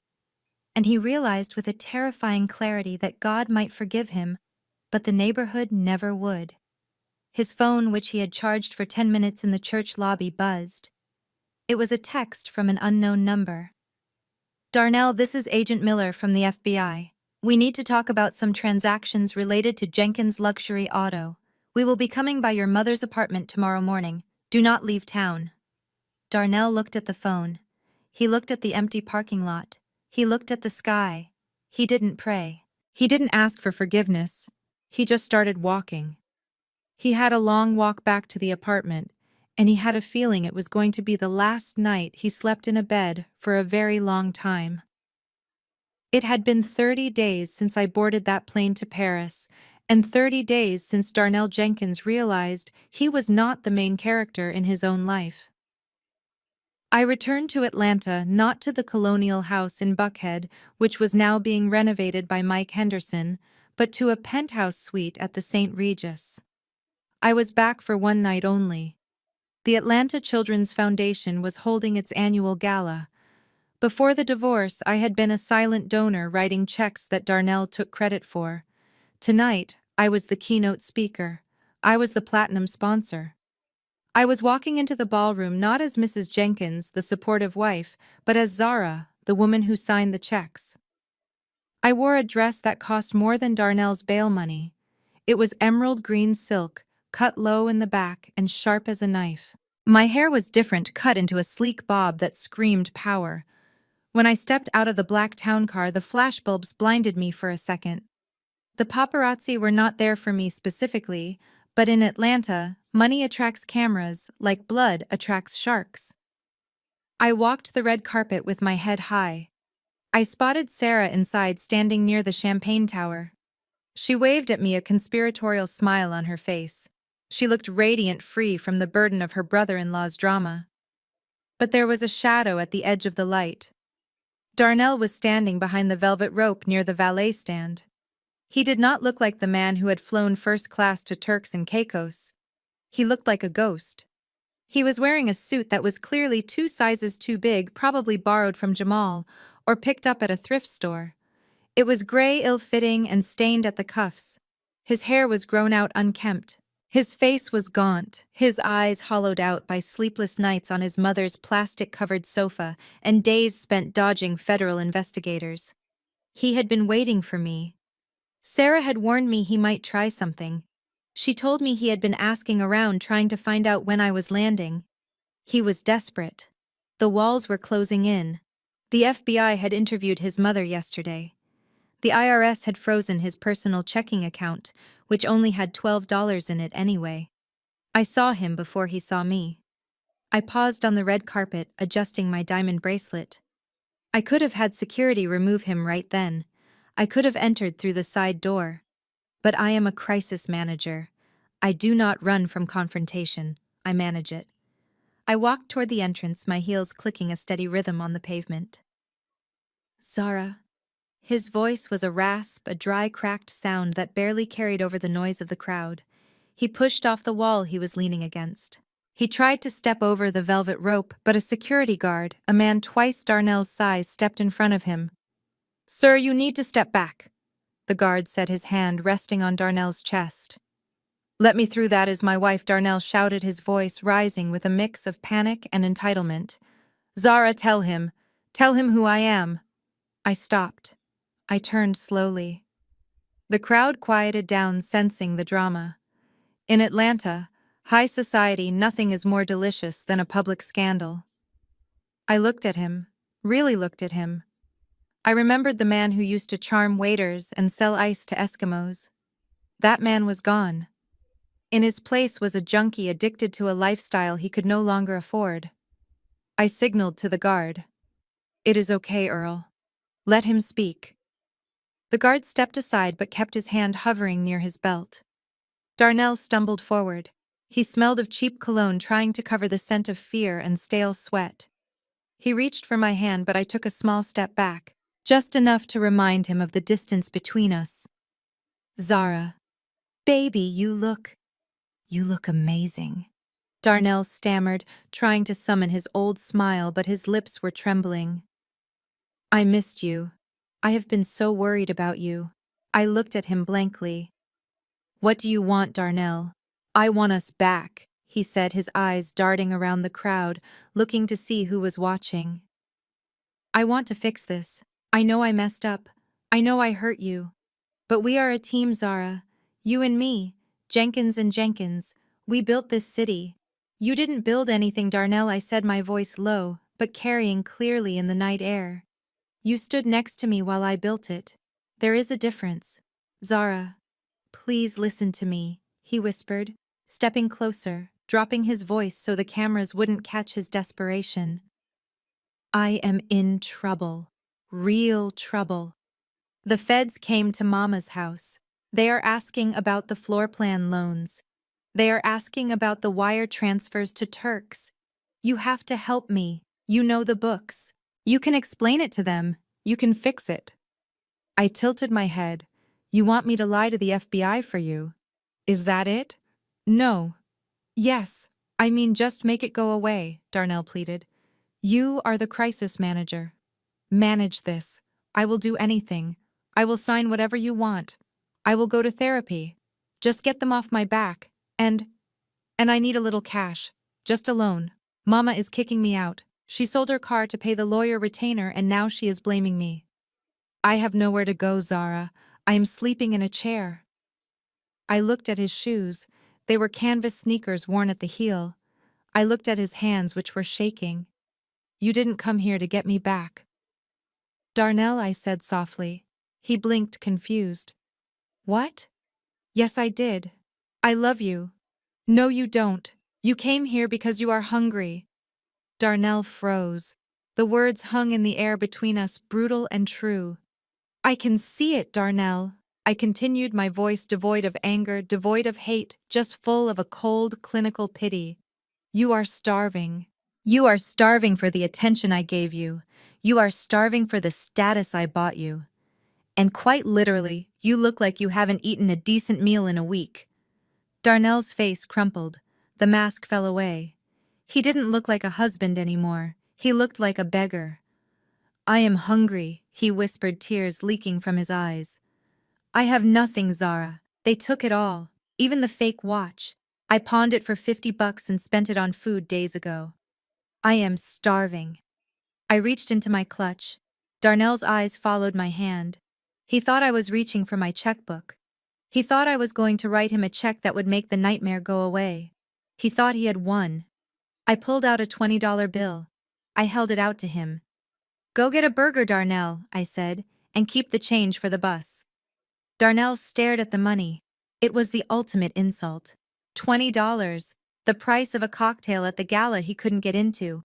The price of the valet tip I would pay later. You cannot be serious, he hissed, his pride flaring up one last time. You are trying to humiliate me. You humiliated yourself when you stole from our retirement fund, I replied. You humiliated yourself when you brought your mistress into my home. This isn't humiliation, Darnell. This is charity. Take it. He stood there trembling. The crowd was watching. Sarah was watching. The security guard was watching. Slowly, painfully, Darnell reached out. His fingers brushed mine as he took the bill. His hand was cold. Thank you, he whispered. It was the first honest thing he had said to me in years. Now leave, I said, before I have you arrested for violating the restraining order. Darnell clutched the money in his fist. He looked at me one last time. He opened his mouth as if to say something else, to try one last manipulation, one last charm offensive. But he saw my eyes. They were green ice. There was nothing there for him. No love, no anger. Just a transaction completed. He turned around. He walked back through the velvet ropes, past the valets parking Ferraris and Bentleys. He walked into the shadows of the Atlanta night, a man in an ill-fitting suit with $20 to his name. I watched him go. I waited until he turned the corner, until he was just a memory. Then I turned back to the gala. Ready, Mrs. Jenkins? The security guard asked, holding the door open. Ms. Vance, I corrected him, using my maiden name for the first time in 10 years. I am ready. I walked into the ballroom. The air was cool and smelled of lilies. A waiter offered me a glass of champagne. I took it. I walked over to Sarah, who was beaming. Did you give him money? She asked. $20, I said. He was hungry. Sarah laughed, clinking her glass against mine. You are nicer than me. I would have given him a menu and told him to dream. I smiled. The gala was beautiful. The music was swelling. I was surrounded by people who respected me, not for who I was married to, but for what I had built. But the night wasn't over. Darnell had his burger money. But he didn't have his freedom. He didn't know that Agent Miller was sitting in an unmarked car 2 blocks away, watching him eat that burger. He didn't know that the indictment had been sealed this afternoon. He thought he had hit the bottom because his wife gave him $20. He didn't realize he was still falling. I took a sip of champagne. The bubbles tasted like victory. I checked my phone. One new email from my lawyer. Subject: Federal Indictment Update.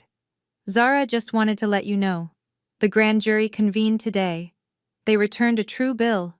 12 counts of wire fraud, 6 counts of bank fraud, and 1 count of money laundering. They are picking him up tonight. Probably wanted to let him finish his dinner first.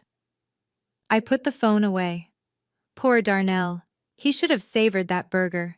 It was going to be his last meal as a free man for a very long time. I walked onto the stage to give my speech. The spotlight hit me. I looked out at the sea of faces. I took a deep breath. Good evening, everyone, I began. Tonight we are here to talk about resilience. We are here to talk about rebuilding. We are here to talk about the future, and for the first time in my life, I wasn't just managing a crisis. I was celebrating the end of one. Darnell Jenkins sat on the edge of a stained mattress in a $20 a night motel room on the outskirts of Atlanta, holding the burger wrapper in his hands like it was a lifeline. He thought this was the bottom.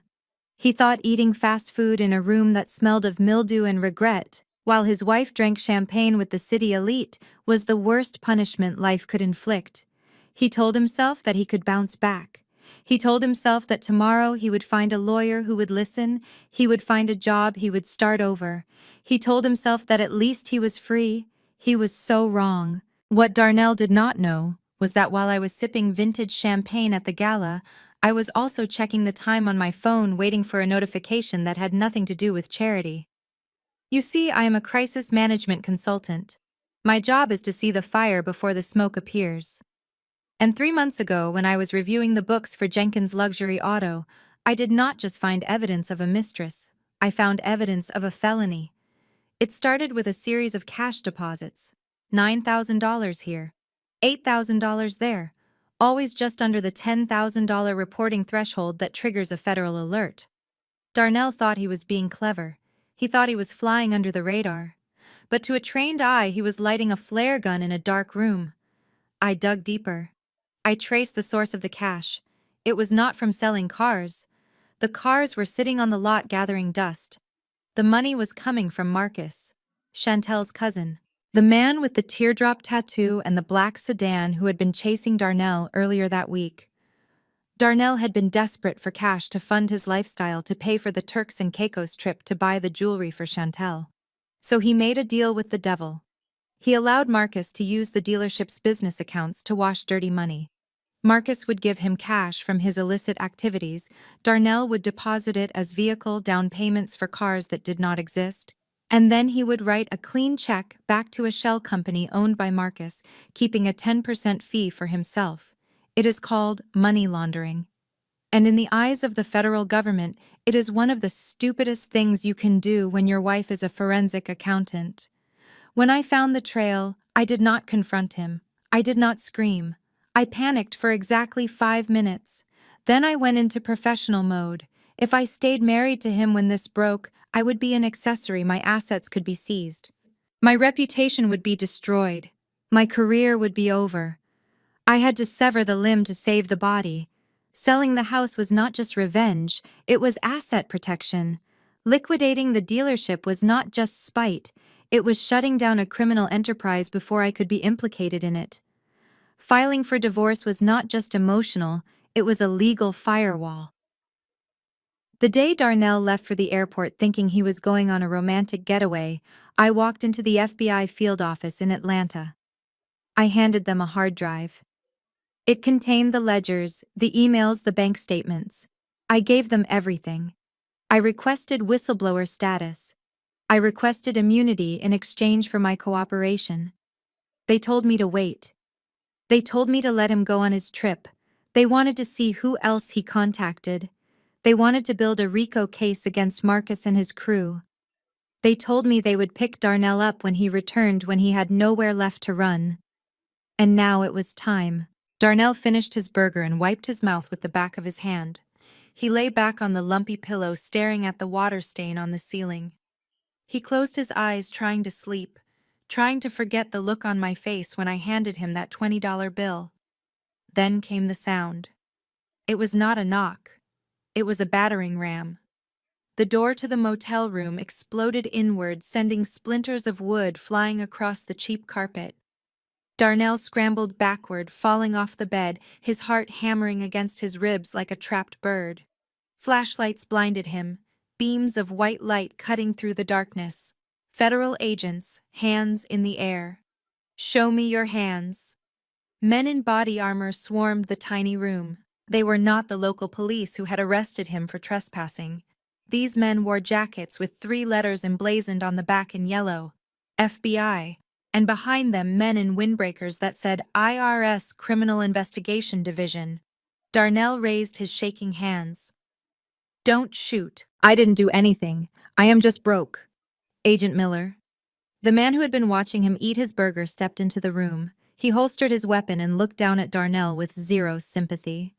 Darnell Jenkins, you are under arrest for 18 counts of money laundering, 6 counts of wire fraud, and conspiracy to distribute narcotics proceeds. Narcotics. Darnell squeaked his voice an octave higher than normal. I sell cars. I sell luxury vehicles. You wash drug money, Agent Miller corrected him, pulling Darnell to his feet and spinning him around. And you are not very good at it. Your partner Marcus was picked up an hour ago. He is already talking. He says it was all your idea. Marcus. Darnell's mind reeled. But he is Chantel's cousin. He said he was an investor. He said he was an import-export. He is an import-export, all right, Miller said, snapping the cuffs on tight. And you were his laundromat. You have the right to remain silent. Anything you say can and will be used against you. They dragged him out of the room. The motel parking lot was lit up with blue and red lights. Guests were peering out of their windows. This was not a misunderstanding. This was not a civil dispute. This was federal. As they shoved him into the back of the SUV, Darnell saw a figure standing by the yellow tape. It was Sarah. She wasn't smiling. She looked sad. She held up her phone. Darnell thought she was recording him for the church ladies again. But she wasn't. She turned the screen around so he could see it through the window. It was a text message from me. Tell him I tried to warn him about bad investments. Darnell stared at the screen as the SUV pulled away. The realization hit him harder than the handcuffs. I knew. I had known the whole time. I hadn't just left him because he cheated. I left him because he was radioactive. The trip to Turks and Caicos wasn't a vacation. It was a setup. Chantel wasn't just a mistress. She was the bait. Marcus needed a patsy, someone dumb enough and greedy enough to run the money. And Darnell, with his desperate need to look rich, was the perfect mark. He had lost his wife, who protected him, for a woman who led him straight into a federal indictment. Back at the gala, the speeches were ending. I stood on the stage holding a bouquet of flowers, the applause washing over me. I looked out at the audience, at the faces of people who admired me for my strength and my success.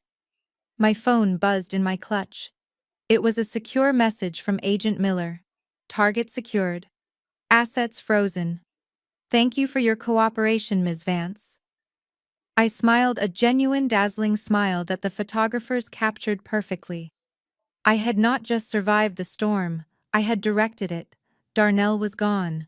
The criminal liability was gone. The financial drain was gone. I walked off the stage and handed the flowers to an assistant.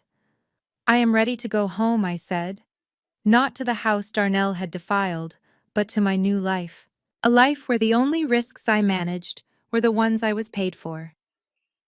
Darnell Jenkins was about to learn the hardest lesson of his life. In the federal penitentiary, $20 does not buy you a burger.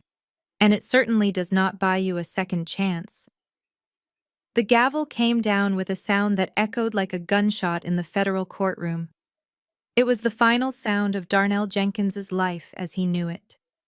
6 months had passed since I stood on that stage at the charity gala and handed him $20 for a burger. In that time, the federal government had dissected every aspect of his existence. They found the shell companies. They found the forged titles. They found the wire transfers to accounts linked to Marcus and his narcotics ring. Darnell had tried to plead ignorance. He tried to claim he was just a businessman who got mixed up with the wrong crowd. But the forensic evidence I provided was bulletproof. I sat in the back row of the courtroom wearing a black suit that cost more than the car Darnell used to drive. I wasn't there to gloat. I was there to witness the closing of a file. It is the final step in crisis management, verification of containment. Darnell stood before the judge in an orange jumpsuit that hung loosely on his frame. He had lost 30 pounds. The swagger was gone, replaced by a permanent stoop of defeat. When the judge read the sentence, Darnell didn't scream. He didn't cry. He just slumped forward as if his spine had turned to dust. 12 years in federal prison. No possibility of parole for at least 10. Restitution of $4 million to the banks and the IRS. As the marshals led him away, the chains around his ankles clanking on the floor, Darnell turned his head. He scanned the gallery, desperate for a friendly face. He was looking for his mother. He was looking for Chantel. He was looking for anyone who still saw him as a king. But Verna wasn't there. Chantel wasn't there. I was the only one there. Our eyes locked for a second. I didn't smile. I didn't wave. I just nodded once, a silent acknowledgement of a transaction completed. Then he was gone, swallowed by the holding cell door. He wasn't the only one who fell. The investigation had been thorough. Marcus had turned state's evidence to save his own skin, implicating everyone in his orbit. Chantel and her family, who had enjoyed the fruits of the money laundering scheme, were indicted as accessories. It turned out that the luxury vacation wasn't their first rodeo with illicit funds. Chantel was currently awaiting trial for wire fraud and conspiracy. Her Instagram account had been deleted, and her last post wasn't a selfie on a yacht, but a mugshot on the county sheriff's website. But perhaps the most poetic justice was reserved for Mama Verna. The legal fees for Darnell's failed defense had been astronomical. Verna had liquidated her small retirement savings. She had sold her jewelry, but it wasn't enough. The court had ordered the seizure of assets to pay the restitution, and Verna, who had co-signed on several of Darnell's early fraudulent personal loans, found herself in the crosshairs. She lost her apartment. She lost her car. She was 65 years old with no assets, no income, and a son in prison. She had nowhere to go. Nowhere except the one place she had always looked down upon. I drove past Jamal and Sarah's house a week after the sentencing. It was a modest house in the suburbs, the kind of place Verna used to sneeze at because it wasn't a mansion in Buckhead. But now it was her only refuge. Sarah had called me the night Verna moved in. She didn't sound angry. She sounded like a general who had just won a war without firing a shot. Verna had arrived with 4 boxes of clothes, the sum total of her life. She expected the guest room. She expected to take over the kitchen. She expected to rule the roost as the matriarch in exile. Sarah had met her at the door just like she had met Darnell months ago. But this time, she didn't have a baseball bat. She had a set of house rules laminated and printed on cardstock. I imagined the scene vividly. Verna standing in the foyer, clutching her Bible and her last remaining handbag, looking at Sarah with that familiar haughty expression. "I will take the upstairs bedroom," Sarah Verna had said. "My knees cannot take the stairs to the basement." "The upstairs bedroom is for my children," Sarah had replied, her voice calm and absolute. "The basement is finished. It has a bathroom and a kitchenette. That is your space, Verna. And these are the rules." She handed Verna the sheet. "Rule 1. No negativity in my house. If you complain about the accommodations, you can leave. Rule 2. You contribute to the household chores. I am not your maid. Rule 3. You do not speak ill of Zara. Ever. If I hear one bad word about the woman who saved this family from your son's mess, you are on the street." Verna had gasped. "You would treat your husband's mother this way." "I am treating you with the same respect you showed me for 10 years, Sarah had said. "Which is to say, I am tolerating you." Jamal agrees. "He is done, Verna. He is done cleaning up Darnell's messes, and he is done listening to you enable him. You are a guest here. Act like one." Verna had looked at Jamal, hoping for an ally. But Jamal just looked at the floor and nodded. "Listen to Sarah, Mama. She runs this house." So Verna moved into the basement. The woman who had demanded luxury was now living underground, subject to the rules of the daughter-in-law she had called basic. It was a prison of her own making, not as harsh as Darnell's cell, but perhaps more humiliating, because she had to look Sarah in the face every day and say thank you. I pulled my car away from the curb, satisfied. My work here was done. 2 days later, I sat on the terrace of my new penthouse in downtown Atlanta. It was the entire top floor of the city's newest skyscraper, with floor-to-ceiling windows that offered a 360-degree view of the empire I had secured. The air up here was thin and clean. I poured myself a glass of vintage Bordeaux, a bottle I had been saving for a special occasion. This was it. My laptop was open on the glass table. My business dashboard showed green across the board. My reputation as a crisis manager had skyrocketed after the news broke that I had aided the FBI investigation. Corporations were lining up to hire me. They wanted the woman who could spot a fraud from a mile away. They wanted the woman who could cut out a cancer before it killed the host. My personal assets were untainted. Because I had separated everything perfectly, because I had filed the right papers at the right time, the government hadn't touched a dime of my money. The house sale proceeds were sitting in a high-yield trust. The divorce was finalized with prejudice. I was single, wealthy, and ghost clean. I took a sip of the wine, letting the rich, dark fruit flavors wash over my tongue. It tasted like victory. My phone buzzed on the table. It was a text message. I picked it up. It was from Sarah. "Hey sis, just wanted to say thanks again for that tip on the tech stock. Jamal and I just cashed out. We finally have enough to fix the roof and put the rest in the kids' college fund. You are a lifesaver. Also, Verna is currently folding laundry while watching a documentary about financial fraud. I told her it was educational. Miss you. Cheers to freedom." I laughed out loud, the sound echoing off the glass walls of my sanctuary. Sarah was doing just fine. She had turned Verna into a housekeeper and turned my advice into a nest egg. We were the survivors, the women who had cleaned up the mess and come out stronger. I typed back, "You earned it, Sarah. Keep her in line. Dinner on me next week." I set the phone down and looked out at the city lights. Somewhere down there in a federal detention center, Darnell was sitting in a 6x8 cell. He was probably thinking about the house. He was probably thinking about the cars. He was probably thinking about the moment he walked out the door with his passport lying to the only person who could have saved him. He had wanted a life of luxury. He had wanted to be a high roller. Now he was just a number in the system, and I was the woman who put him there. I stood up and walked to the railing of the balcony. The wind whipped my silk dress around my legs. I felt powerful. I felt light. I felt complete. The crisis was managed. The threat was neutralized. The asset was protected. I raised my glass to the city below. "Goodbye, Darnell," I whispered into the wind.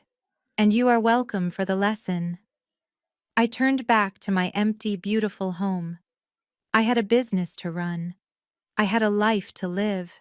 And for the first time in a long time, I didn't have to watch my back. I was the one holding the keys, and this time I wasn't unlocking the door for anyone who didn't deserve to come inside. The most profound lesson here is that silence is not weakness. It is a strategic advantage. Zara illustrates that when faced with ultimate betrayal, emotional outbursts yield nothing but calculated planning yields justice. She didn't just survive heartbreak, she managed it like a business crisis. Her story serves as a stark reminder of the importance of financial independence and legal safeguards. Never let your love for someone blind you to the necessity of protecting your own empire. True strength is not about how loud you scream, but how effectively you close the deal when respect is no longer on the table. If this masterclass in strategic revenge satisfied your soul, hit like and subscribe for more stories where the underdog takes it all.